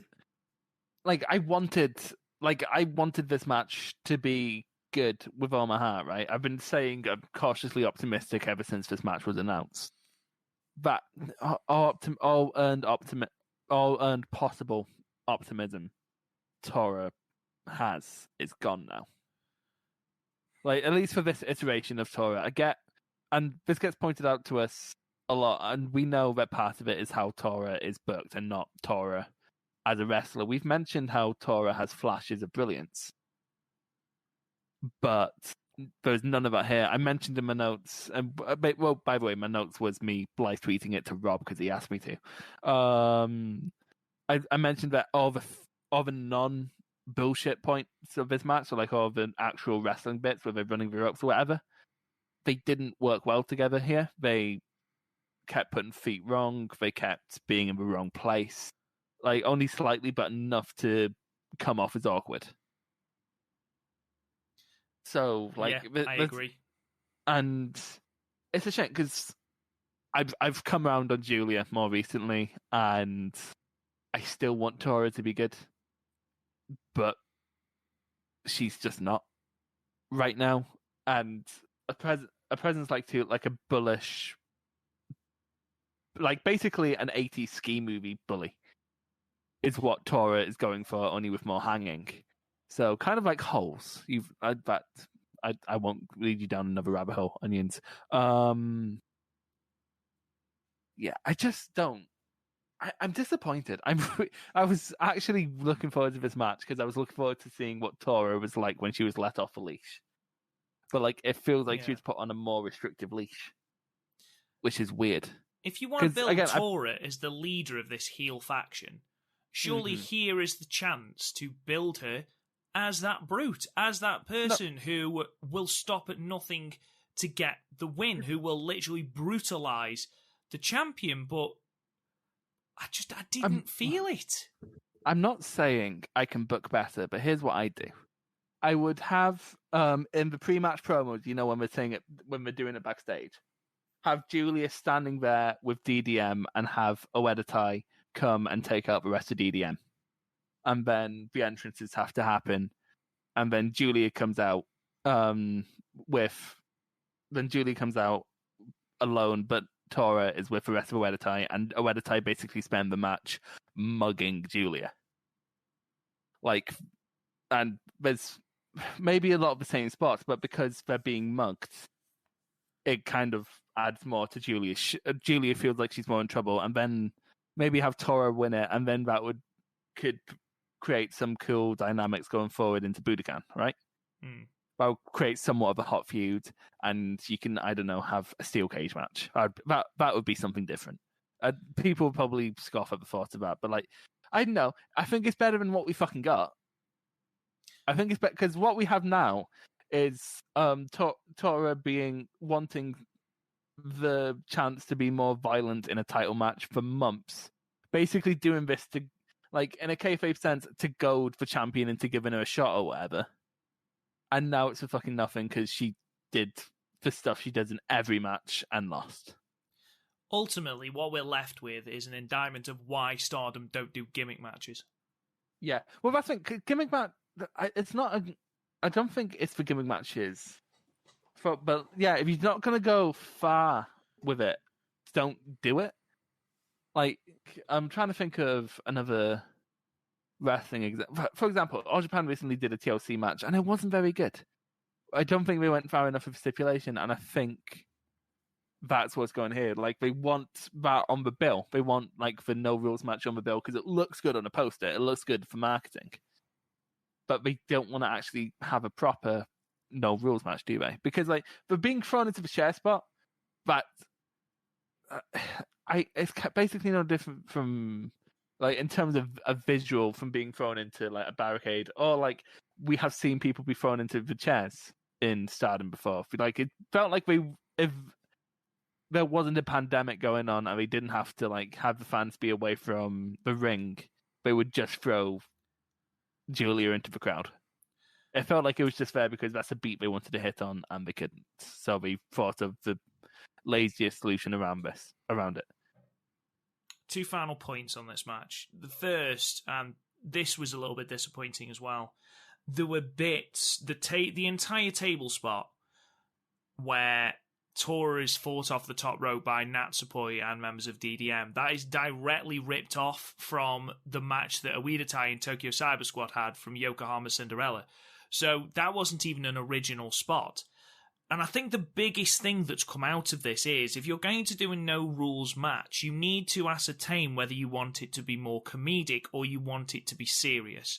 And I think this match, I spoke about this before, if you're packaging it as a comedy match, go balls to the wall with it, okay? Make it fun.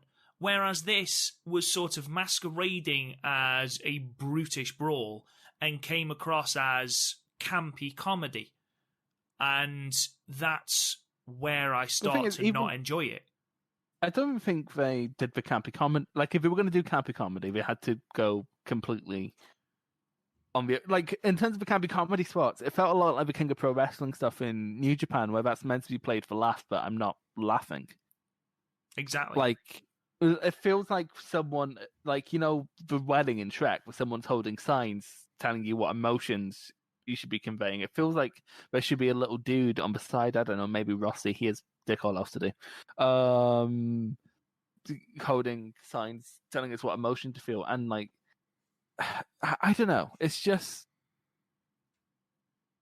I don't even hate the match. Like it's not like some matches I watch. It's like, oh shit, that's going into the fucking minus, right? But this isn't one of them. It's not passable, but it's not laughably bad. Like, this is getting, like, say 1.5, which is like a 3 in a row system. That's what it's getting, and it's just bad. It's just plain bad. It's not even like interestingly bad. It's just it's almost like they had months to put this together and like as a school project and then did it the night before.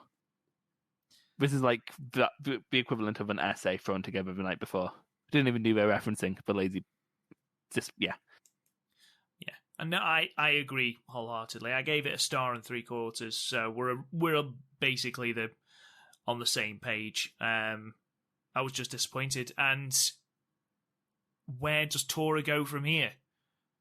I mean, she was the one who forwarded this stipulation. She was the one who fought for this no-rules match. She was the one who delivered on night 1 of the New Year Stars tour. She was the one that delivered a chair shot to the head of Julia. And I'm sorry, that's pretty much more brutal than anything I saw in this match. Yeah. Oh well, could be worse. I could have had to watch an Ospreay match. So anyway, let's move on to the main event, because this, I imagine, is where we're going to differ massively. Match 7, main event, World of Stardom Championship match, with Utami Hayashishita defeating Maika at 24 minutes and 12 seconds with the BT bomb. Chris, I'll let you go. Well, no, I'm going to go first because fuck you, that's why. Because I need this win. Because No. I just, for me, going into this match, and perhaps I shouldn't have done, but I had a ceiling with this match, and Maika, who has been packaged tremendously, has been booked tremendously, and has future star written all over her, she's still a rookie, effectively. She's just shed the Future of Stardom Championship. And with that, I thought, right, well, this match is going to have a ceiling. And for me, this match played into both women's wheelhouses and didn't profess to be anything that it wasn't. It was a Hoss match that grew and grew and grew to a crescendo, which is what I wanted. You'd got Maika, who, she was laser focused. She was vindictive. It's a vindictive side we haven't seen before. Slapping the roses out of Utami's hand, starting by targeting the arm and not breaking the count when Murayama tells her to. Utami responds with sort of working the back, and Maika sells the back really, really well. She still does the judo throws. She still does the monkey flips, but you feel it's more because she's a rookie and hasn't been in this position before, hasn't got other offense. She needs to do this, and she collapses into the ring ropes after she's done it. You know, it's more muscle memory. She hasn't developed a championship-winning arsenal as of yet because she is still a rookie. And then the action got stiffer and stiffer. You know, you saw the huge welts on Utami's face. And then they just go for the jugular, start dropping each other on their fucking heads. I mean, Maika's STO, the disgusting-looking release German suplex from Utami. Basically then, the end is Maika not being able to get any of her signature offense in because of her back. She eventually manages to hoist Utami up for the Sasanka and for the Enkara Toshi, but she still can't put her away. She still can't put that extra stamp on it because of the damage Utami's done to her back. And, with a little side note, best close two count I've ever seen. Tremendous, tremendous work. Utami sells like an absolute diamond for her, making that threat look very real. Not one person who watches Stardom thinks Maika's going to come out as the champion. Not one person. And still, Utami sold massively for her, and still you find yourself invested into the match. And eventually you just realise that Maika hasn't got enough. She hasn't got enough to put Utami away. She's thrown things at her, but she just cannot put her away. And Utami is too powerful. And eventually Utami's power comes to the fore. Hits a torture rack to start off with to really, really weaken that back. And then hits her with the BT bomb to win. I just thought it was a really excellent Hoss match. Not only does it prove that Maika can compete on this level, but it differs completely from the Mayu matches we've been used to. There wasn't one big spot. I can't go back to this match and give you, a pile driver on the apron or, a reverse Rana or whatever. I can't give you that one big spot. And it differs even to the Momo match back in December in its pacing. But because it just escalates, because it is that Hoss match that we haven't really seen yet, or for a while anyway, I just felt really, really invested in this match. Did it go a touch too long? Yes, it did. I think if you'd have capped this at 20 minutes, maybe even 21 minutes, cut out a little bit in the middle, then we would be talking of a match of the year contender. As it stands, it's just short of match of the year. Basically, I class anything as 4.5 stars and above as a match of the year contender. I think this is 4.25. I think it just falls short. But it's a massive statement of intent, including what happens afterwards, which we'll talk about in a minute. But it's a huge statement of intent that Stardom are not scared of looking to the future. And it's an exciting time. Because Maika, I don't care who you are, Maika surpassed every expectation in this main event match and looked fucking great. Your turn? Okay, so I think one of the main differences between me and you is I'm a bit stingy with higher ratings. As you know.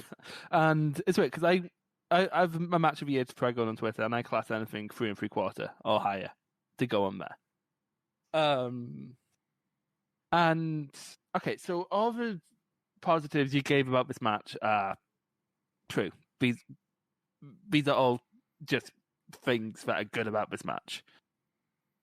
I think you guessed when you mentioned the length was my main problem here. I think 25 minutes was a bad length for this match. I think the story here was good because the way I'm seeing this, and tell me if I'm talking bollocks, you normally do, is this is a natural, slightly more violent progression from their Cinderella match.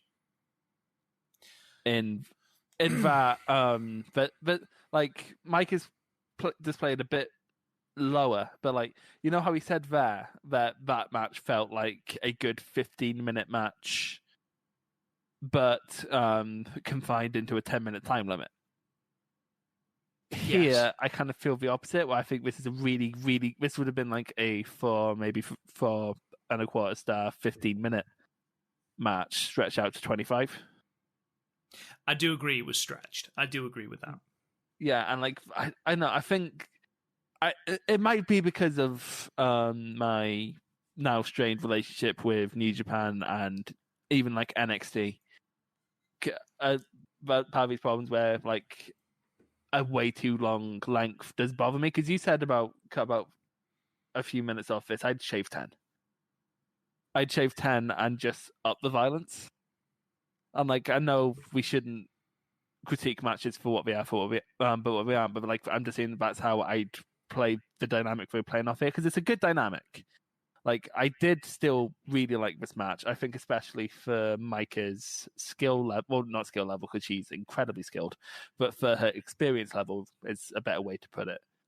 This is, like you said, far beyond what we should expect from someone who is... hang on, I'm going to double check how long she's been going. She's been going... It still says 1 year on Cage Match. That's insane. I don't think. I think she's been going longer than that. She's been a year in Stardom. Career. All right. So she's just started in 2019. 18 months. Oh yeah, she started in May of. Okay, she's closing on. Yeah, about 18 months in ring experience. That's still nuts. Like, I can't imagine being at something for a year and being that good at it already. Like, you can see like young lions coming back in New Japan right now. Like Oka is struggling to find his feet a bit, and he's been wrestling for double that.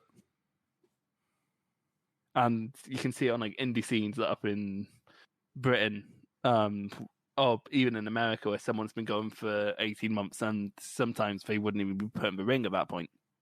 So it's incredibly impressive that she had such a good match here. They shouldn't have made her go 24 minutes. Like, I understand I'm focusing on one thing, but it's a damning thing in the context of this match, because 25 minutes is what like the top May matches would go. Like, that's the high end of what May matches would go. And she didn't ever have to face someone. Like, she has more experience than Itami, and she never had to face someone as... don't want to say inexperienced, but like as fresh as Maika. So you can just sort of tell they weren't entirely, like, at least I sort of pulled off of it, they weren't entirely comfortable going the length they did.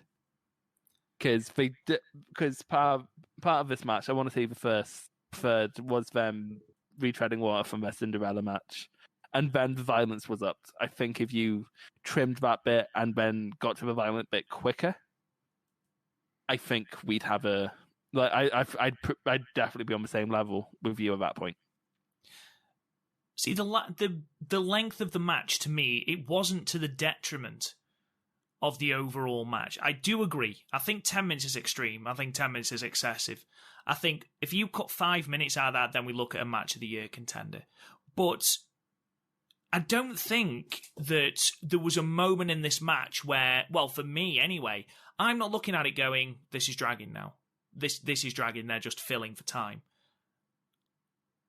I don't feel that, because I just feel like it wasn't peaks and valleys. It was starting at one level, slow, build. It was a slightly slower build than perhaps we wanted with this match, that perhaps you wanted with this match, that perhaps Maika needed in her current in-ring experience. But I don't think what they filled that 24 minutes with was bad at all. I think we had a great opener. Like you said, the callbacks to their Cinderella match. Brilliant. I really, really enjoyed that. And the fact that we saw that character progression from Maika, where we saw her go vindictive, we saw her go for the arm, trapping it in the barricade, kicking the barricade, not breaking the count, to then going into desperation, violence, literally just slapping Utami, trying something completely different, and then transitioning to just, I've got to try and survive this. okay? And that character arc that we get in those 24 minutes didn't make it feel massively long to me. Certainly not 10 minutes too long. Certainly not. Oh, that's the thing. I don't think cutting 10 minutes off... Like, 10 minutes off is like me going extreme there. Me cutting 10 minutes off is like where I'd be at, where I'd be raving about it. Cut 5 minutes off, I'd probably wouldn't be complaining about length as much as I am. It's a hard thing to explain, because like I wasn't bored, but like you mentioned that a steady escalation. I didn't see the escalation as steady. I thought we were on one level, and then at a certain point, a flip. We were flicking through a switch. Like there was 3 levels, and we went up. Like, because when I got to the violent bit, like I was texting you while I was watching this, and I was like, oh, that German was particularly violent, and like I love violent stuff, as you know. I enjoyed the slap off, but the thing is, they did the slap off, went away, did other things, but went back to the slap off, and for me, there wasn't any significant difference between the two. And the slap off came after the suplex spots. Like maybe the slap off spot went longer, and then we didn't have a slap off spot after the German. I think it was Velkage in our Discord mentioned he doesn't think that's a detriment. I don't necessarily think it's a detriment. It stuck out weirdly to me. The thing is, I don't even dislike this match. I don't even think I really like this match. It's on the cusp of being on that on my list. It just didn't quite make it for me. I think the slap off worked. I mean, I completely see what you're saying. I'm not being negative about what you've said at all.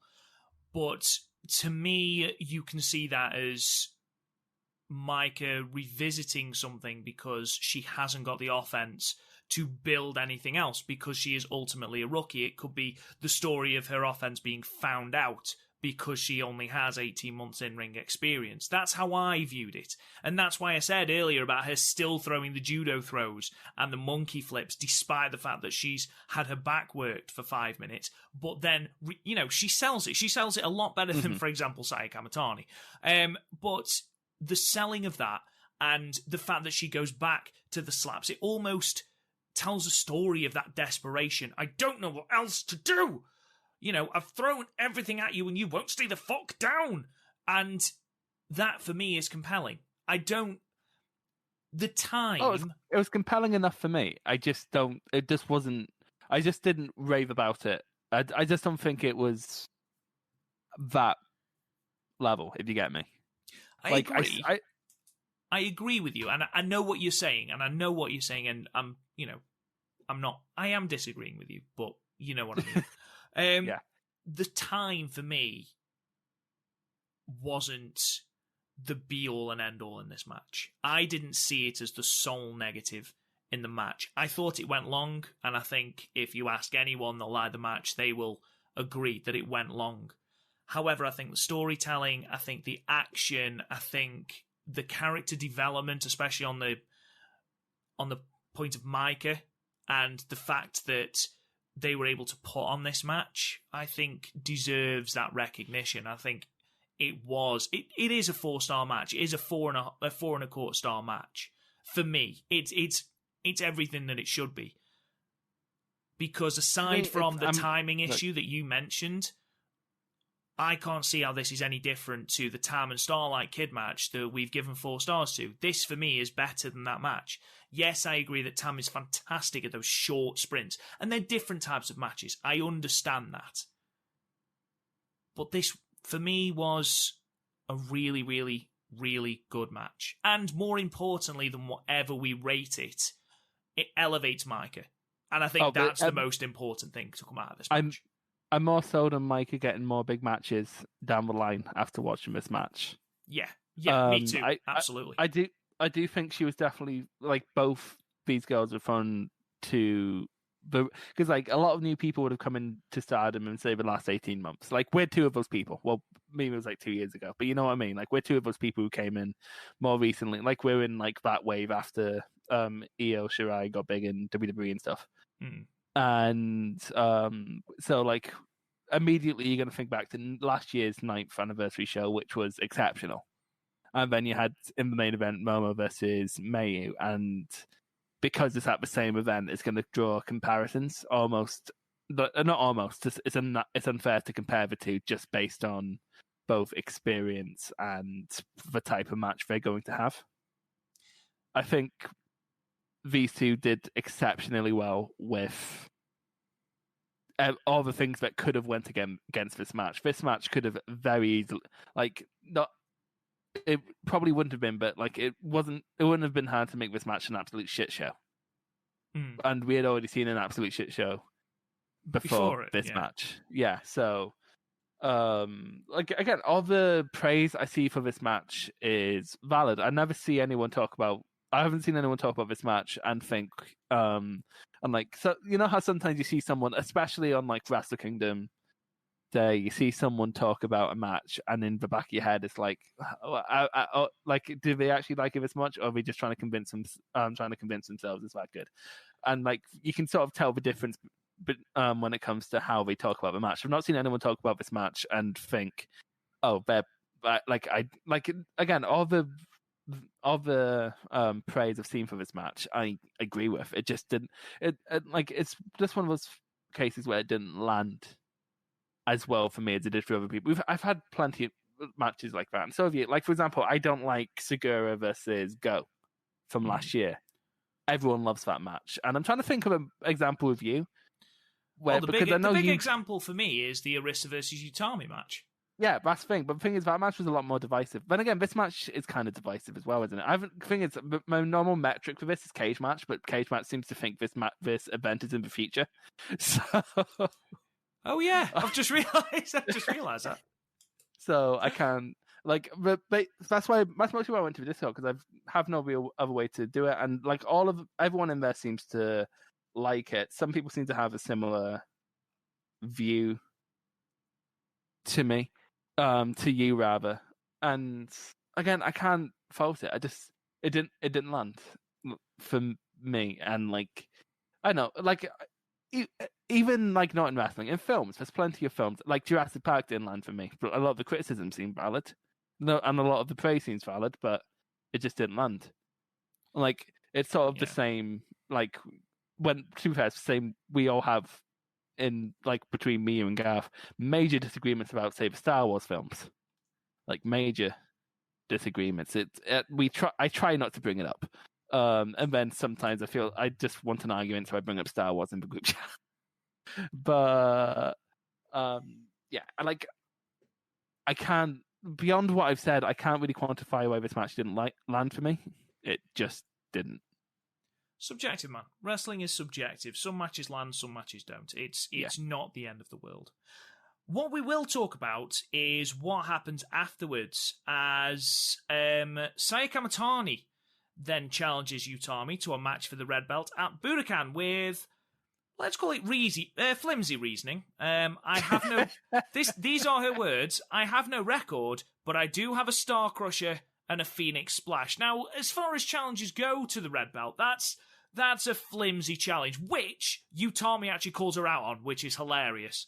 And initially, she looks like she's going to refuse, but relents as she says that Stardom are looking toward their future. Kamatani claims that she is the future of Stardom, and Utami claims that she is getting ahead of herself. Now, I like the tag team challenger dynamic. I've always liked the tag team challenger dynamic, the upstart versus the old head. And Saya has undoubtedly been getting better. And this is a huge statement, a bold statement of intent by Stardom to, assuming that it's the Red Belt match, it's going to main event. Just assuming for a second that it is, okay? Because it might do. It might be Mayu versus Yoshiko. It might be this. But to main event Budokan with Saya Kamatani versus Utami is an enormous statement of intent by Stardom to say we are investing fully in our future. We are focusing fully on the future. Now, I can't not like that. I cannot not like that statement. I think that's fantastic. I think it's tremendous, especially when you consider the future that Stardom has. You've got Azumi, who's just turned 18. You've got Starlight Kid, who's just turned 20. You've got who else have we got that's young? I mean, we've got Momo, who's 20. Utami's 22. I mean, for God's sake, Saya Kamatani is the oldest member of Queen's Quest, and she's 24.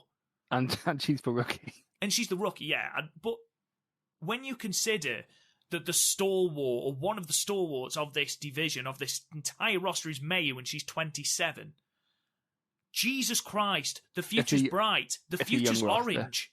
Don't say that. It's too soon after that man left office to say future's orange. Anyway, so in terms of the, I'll go on to what I think about the actual about the match itself in a second. But in terms of flimsy reasons for challenging, that's not the flimsiest I've seen.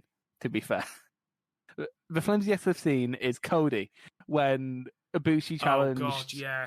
Kenny Omega, and then Cody just walks into the room going, "Hey Kenny, we're friends. How's about it? Yeah, can I be in the match?" And it's some I have some AEW fans in my life, gross, but I'm willing to move on if you are. And they wonder why I don't like Cody to this day. That's fucking why. That is fucking why. But in terms of the match itself, I do agree it's a statement, and to be fair, part of me is thinking, is that really what you want to go with? But the other part of me is thinking, I don't want them to back out of this, because how much was both Okada and Naito's momentum sort of stuff? Well, Naito didn't have momentum, that was kind of the point. But how long did it take them to recover? After, it took Okada years with Tanahashi to recover from being voted out of that Wrestle Kingdom main event. And you don't want, on one hand, you don't want to hold off on crowning new aces, because you look at, say, Noah in the mid-2000s, where the belt basically defaulted to Misawa because there was no one else. Because Rikio hadn't gone down too well, Marufuji hadn't gone down too well, and what's his plus? I've forgotten his name. But three champions didn't go down too well. Akiyama didn't go down terribly well because of how it was booked, and you don't want to hold off on that, because main event scenes get stagnant quick. Look at New Japan. So. And that's not completely down to who's in it. That's also down to how it's booked. And Stardom seems to be making a conceited effort not to fall into formula, which is good. So, in terms of this match, as a statement, I like it. But I think we all kind of went out our minds a bit too much when we saw Budokan. If you get me? We all... and the closest I can think about is All In, where people expected CM Punk to turn up. People expected something crazy. They expected an IWGP Championship match against the TNA champion or something, and that was never going to happen. So I think part of the reason why this is a shock is because we expected more than Stardom was ever intending, but also it's not like this is bad. This is actually, again, because I'm racking my head every time he's going to be champion going into this. I can't think of, unless you were going to hold off on the Momo thing, which, I'm not being funny, could have really, because of the story we were telling with the Momo feud, could have really hurt her. I don't know. I can't think of a better match going into this. Who else would you have? Maybe, Tam would be cool, but also she has the stuff with May going on right now, so you'd have to sort of rush that one. You have, I guess you could do, if you're going by faction heads, you'd be left with sort of Tora or a May rematch, and I don't think a rematch should headline this. I think it should be something new, and I think it should be a statement. So I'm kind of happy they've went with trying to make a statement in that we're a young person's company, we're going to continuously try and shake up the main event, because to be fair, Stardom's always shaking up the main event, but it's because they've mostly been forced to shake up the main event. People leave, awful things happen, so I don't know. I've been trying to work through my actual feelings on it ever since it was announced because I skipped through this promo because I had stuff and because I'd literally just sent my nieces went to I was looking after them because me and my brother are the only ones in the house right now. So like Callum went out on like a walk with him. And so I was skipping through the promo so I wouldn't be watching wrestling when we got back. And I was talking to you about it, and I was like, "Oh, so Sai's challenging. That's interesting." It's like, "No, at least it's not Budokan." And you were like, "No, it is Budokan." It's like, "Oh, okay then." And I've sort of been trying to sort through it ever since, and I haven't quite sorted through it yet. As you can kind of tell by the fact I've been rambling for the last few minutes. I'm not quite sure what to feel about this yet, because I don't want to be that voice going, "Oh, just have faith that Stardom will do it well," because like I used to be that voice with New Japan and it burned me. So I just don't know what to think. I think it would be a good match at the very least. I think it's a good statement to make. But beyond that, I'm not quite sure what to think. I can understand the criticism. Saya has improved greatly, like we talked about. Mm-hmm. There are gaping holes in his selling and things like that. But I don't want to focus on that. You've hit the nail on the head with everything you've said. I think it's great that they are putting so much faith in people like Saya, and a constant shake-up of the main event scene makes everyone on the roster feel important. And that's what you need to do. And I think Budokan's going to be a very, very interesting show. I think you're absolutely right. I think people have got misconceptions that they're going to sell out, or as good as they can do in COVID times. That they're going to be selling 3,000, 3,500 tickets to Budokan. They're not, because nobody aside from New Japan have that drawing power. So yes, it's going to be a big show. Yes, it's going to be the biggest show that Stardom run. But use this as an opportunity to make that statement, to say we are here and this is our future. And because you have got so many years ahead of them then to get invested in these people, I think it's a really bold move, and the more I think about it, the more I like it. So we'll see what else is going to be on the card, because at the moment, obviously, we only know that Azumi versus Natsupoi, and then the rumoured Mayu versus Yoshiko is on the card. And then, of course, they have announced that there will be a Rumble. I haven't seen that. Fuck's sake, I'm so done with Rumbles. Well, it's going to be nice. It's going to be interesting, and for people at least it's not a Rambo. At least it's not Jesus a fucking Christ. Rambo. Exactly. And actually, that does sort of play into a couple of the questions, because we're going to go into questions in a moment.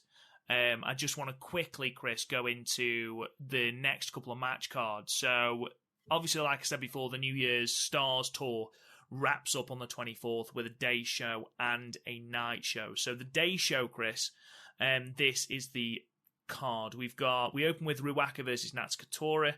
Tag match, Saya and Utami versus Mayu and Lady C. Match 3, Saya, Ida and Starlight Kid versus Tam and Unagi. Looking forward to that match. I think that'll be great. Shiori and Natsupoi versus Momo and Azumi. Same for that. And then the main event is 6-woman tag, Julia, Maika, and Himika versus Konami, Julia, and Saki Kashima. So that is the daytime show. The evening show has got Ruaka versus Lady C as the opening contest. We've got singles match, Sayurida versus Himika. We've then got a 3-way elimination match, which apparently is Stardom's new kink at the moment, with the team of Queen's Quest, which is Momo, Utami, Saya, and Azumi, taking on DDM, Julia, Shiori, Maika, Natsupoi, and Oida Tai, Tora, Saki, Konami, and B. And then we close that with 2 singles matches, which I'm very, very much excited about. We have Starlight Kid versus Unagi, and we've got Mayu versus Tam. So those are the cards for the 24th. Is there anything that stands out on those 2 cards to you, Chris, before I go on to the Korakuen show? Well, obviously, the Mayu versus Tam match. that's been building for, 3 months now? 4 months? Are you surprised? Are you surprised they're throwing it away? Not throwing it away, that's unfair, but putting it here. Yeah, throwing it on especially on a 2-in-1 day card, because as a general rule, you should always expect lower quality in both cards, just because, well, the wrestling twice in one day. Yeah, absolutely. Yeah, so I am actually, like, I don't know. Like, where else would you fit it though? Maybe in a match in February, but then I guess they've realized that we need to build to this Yoshika match, so they just they realize we need to get out of the way. I hope not, because this has been a really, really well-built feud. Considering it started on shaky ground, it's been a really, really well-built feud. It'd be a real shame to see them spaff it up the wall because they've got something else in the pipeline. Yeah, maybe they do, like, it's weird, because I literally do think that's what it is, though. I think, like, they realize they can't rush the Yoshiko stuff. But Mayu has loose ends to tie up. So, like, I think the best way you could possibly do this is have Tam win. And then have that be like a cast. Like, for example, like, to draw a comparison, going back to WWE, you know when John Cena lost to The Rock and then it was but ended up with a supposed, like, bad kayfabe year, despite the fact he was still fucking winning. Do that, but have Mayu lose here, and then have Mayu lose at Budokan. In the Budokan, and then give Mayu that axe to grind.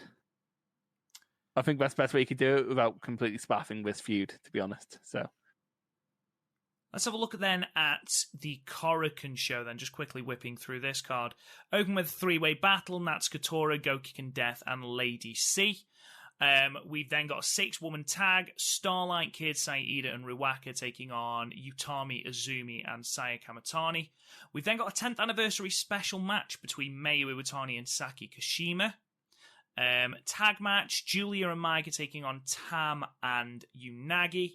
And then the 2 championship matches, we have got Bea Priestley and Konami, the Goddess of Stardom champions, taking on Himeka and Natsupoi.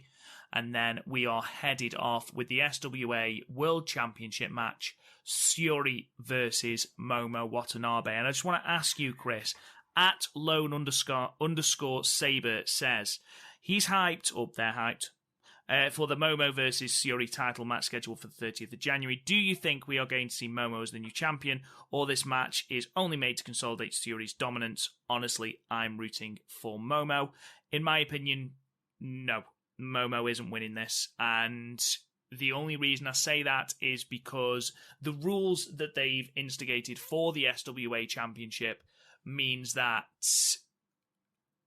if Syuri holds the belt, there are more challenges, especially at the moment in the COVID era, whereas Momo, because she is Japanese heritage, she can't defend it against anyone from Japan, which means that it rules out damn near most of your roster.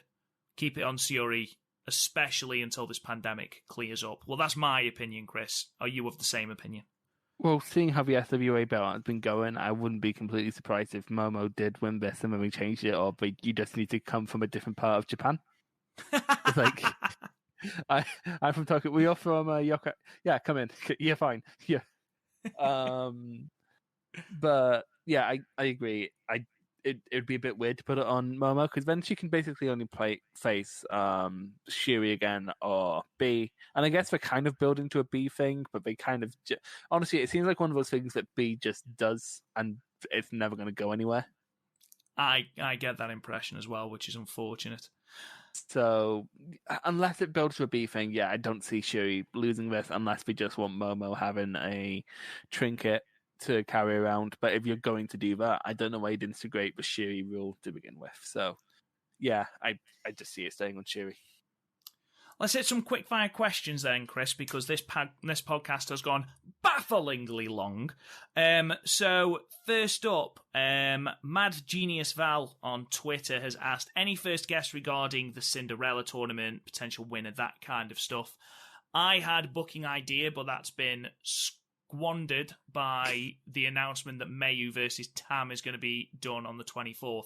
My idea was that, depending when the Cinderella tournament is, because it hasn't been announced yet, I assume now it's going to be after Budokan. My idea was that Mayu and Tam would meet in the final of the Cinderella tournament, with Tam going over there, which I think would make sense. It gives Tam another definitive win over Mayu. It gives Tam something. It gives her that thing that she hasn't had when she was part of Stars. And it gives her, more importantly, a shot at the red belt. Or the white belt. I mean, she has got that thing with Julia, don't forget that promise I gave you. So winning the Cinderella tournament would allow her to have that match with Julia. So there is that as well. I think Tam is a good shout to win the Cinderella tournament this year. But Chris, what about you? Well, the last few, hang on, I'm not sure if it's Cinderella. I'm not going to bother, but the last few years we've used Cinderella to build someone, much like the New Japan Cup used to be. But like Arisa, who'd gone to be way, but this is actually mentioned last podcast when we asked about who we think would be pushed. Honestly, if Jamie Hay came back, I wouldn't rule out her. If she could come back, in terms of having to establish someone quickly, but in terms of, I'm trying to think of who they're looking to push going forward, because at the end of the day, Cinderella will be after Budokan, won't it? You would have assumed so, yes. They've just got a load of holding dates for Korakuen at the moment. Yeah, so, well, to be fair, Cinderella tends to be one day unless we're going to go crazy and expand the field. So I know it's hard to tell because Stardom after Budokan is going to be much different to Stardom before. Well, not much different, but the landscape's we're going to do something to change the landscape on such a big show, like we saw it after Yokohama, where we had new roster additions, and after Sendai, where we had a new champion, or Astro Osaka, where everything was so solidified. After these big shows, the landscape tends to be at least a little bit different. So making a call now would be,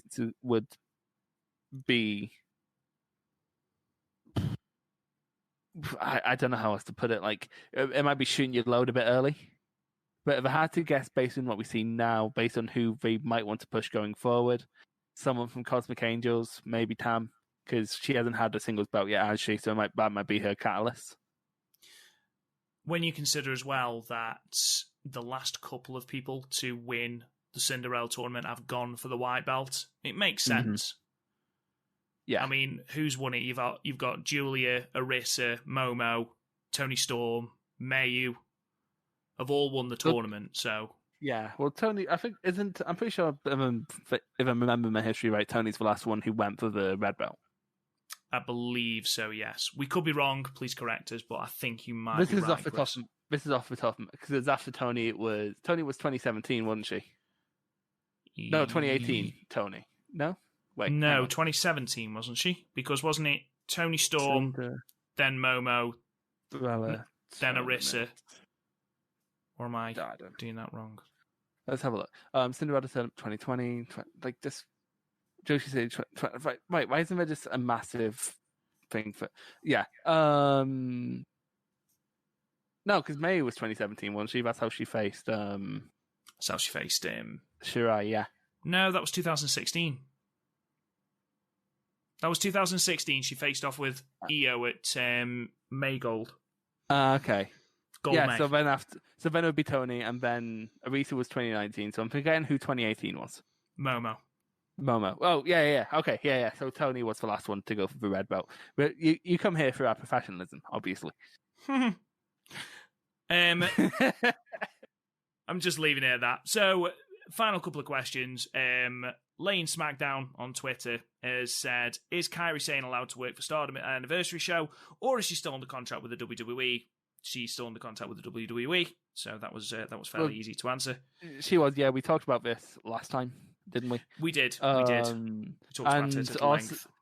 And yeah, she's still contracted, and apparently there were talks, and they didn't go well. There's conflicting reports there, and it seems to be depending on how happy you are with the WWE existing.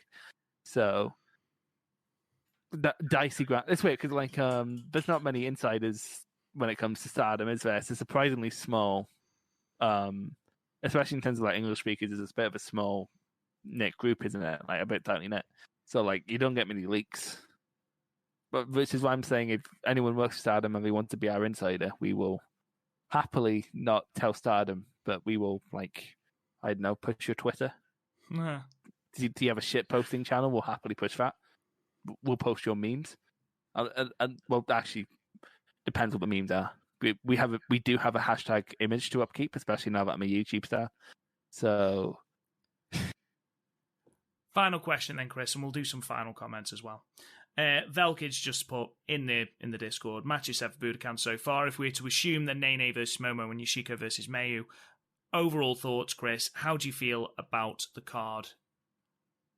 I think we've already covered quite a lot of this, but just summarise it. I think it looks solid. I think as big matches go, it's weird because like the main event, like when you think of like big shows, the main events will always be seen as match of the year contenders, but a lot of the time the undercard is just sort of it's not there to steal the show necessarily. Like you look at, say, New Japan match of the year normally comes from Wrestle Kingdom, but how often is that the undercard? There's normally the main event there. So I think if you have a good top 3 matches, you're completely fine. And they have a solid title match along with a what I imagine for people who follow Joshi like outside of Stardom and have been longer term Stardom fans than we are, is a dream match. So a young title match and a dream match, that's not bad going for a big show. And with Stardom's small roster where everyone's faces everyone all the time, that's probably the best you can do. Agreed. Right, Chris, let's wrap it up there. Thank you so much for listening, guys. We really do appreciate it. You can tell we've missed doing these because we've gone a really, really long time. So props to you if you've got to this point in our podcast. You can check out the podcast. Thank you so much. Subscribe wherever you get your podcasts, whether that's Apple Podcast, Google Play, Stitcher, Podbean, Spotify, wherever you get your podcasts. We are everywhere. Don't forget to check out the website, www.podmania.co.uk. You can talk to us on Twitter at the Stardom Cast. Please join our Discord. It's a great place to talk all things wrestling. Everyone's really, really nice. They're really welcoming, so please go and check that out. You can talk to me on Twitter at RealRobGoodwin. Chris, where can they find you on Twitter? Because you actually do have a Twitter now after you moaned at me last time. Yeah, well, I'm going to change the name, though. I don't like Viat, because Viat, basically I took over the old Stardom cast, not the old Start, the old Young Lion Twitter. And I'm not a fan of Viat, so I'm going to change Viat. But for now, it's at Chris Loves Pura. Okay, don't forget to check out Chris's YouTube channel. It is good for the amount of shit I give him. Thank you so much for listening, guys. We will be back very soon. Keep your eyes peeled to our Twitter and our Discord for our next episode. We want to try and drop one before the Korakuen show and then after the Korakuen show. If that doesn't happen, then it'll just be both after the Korakuen show. Thank you so much for listening, guys. And we'll talk to you guys again soon.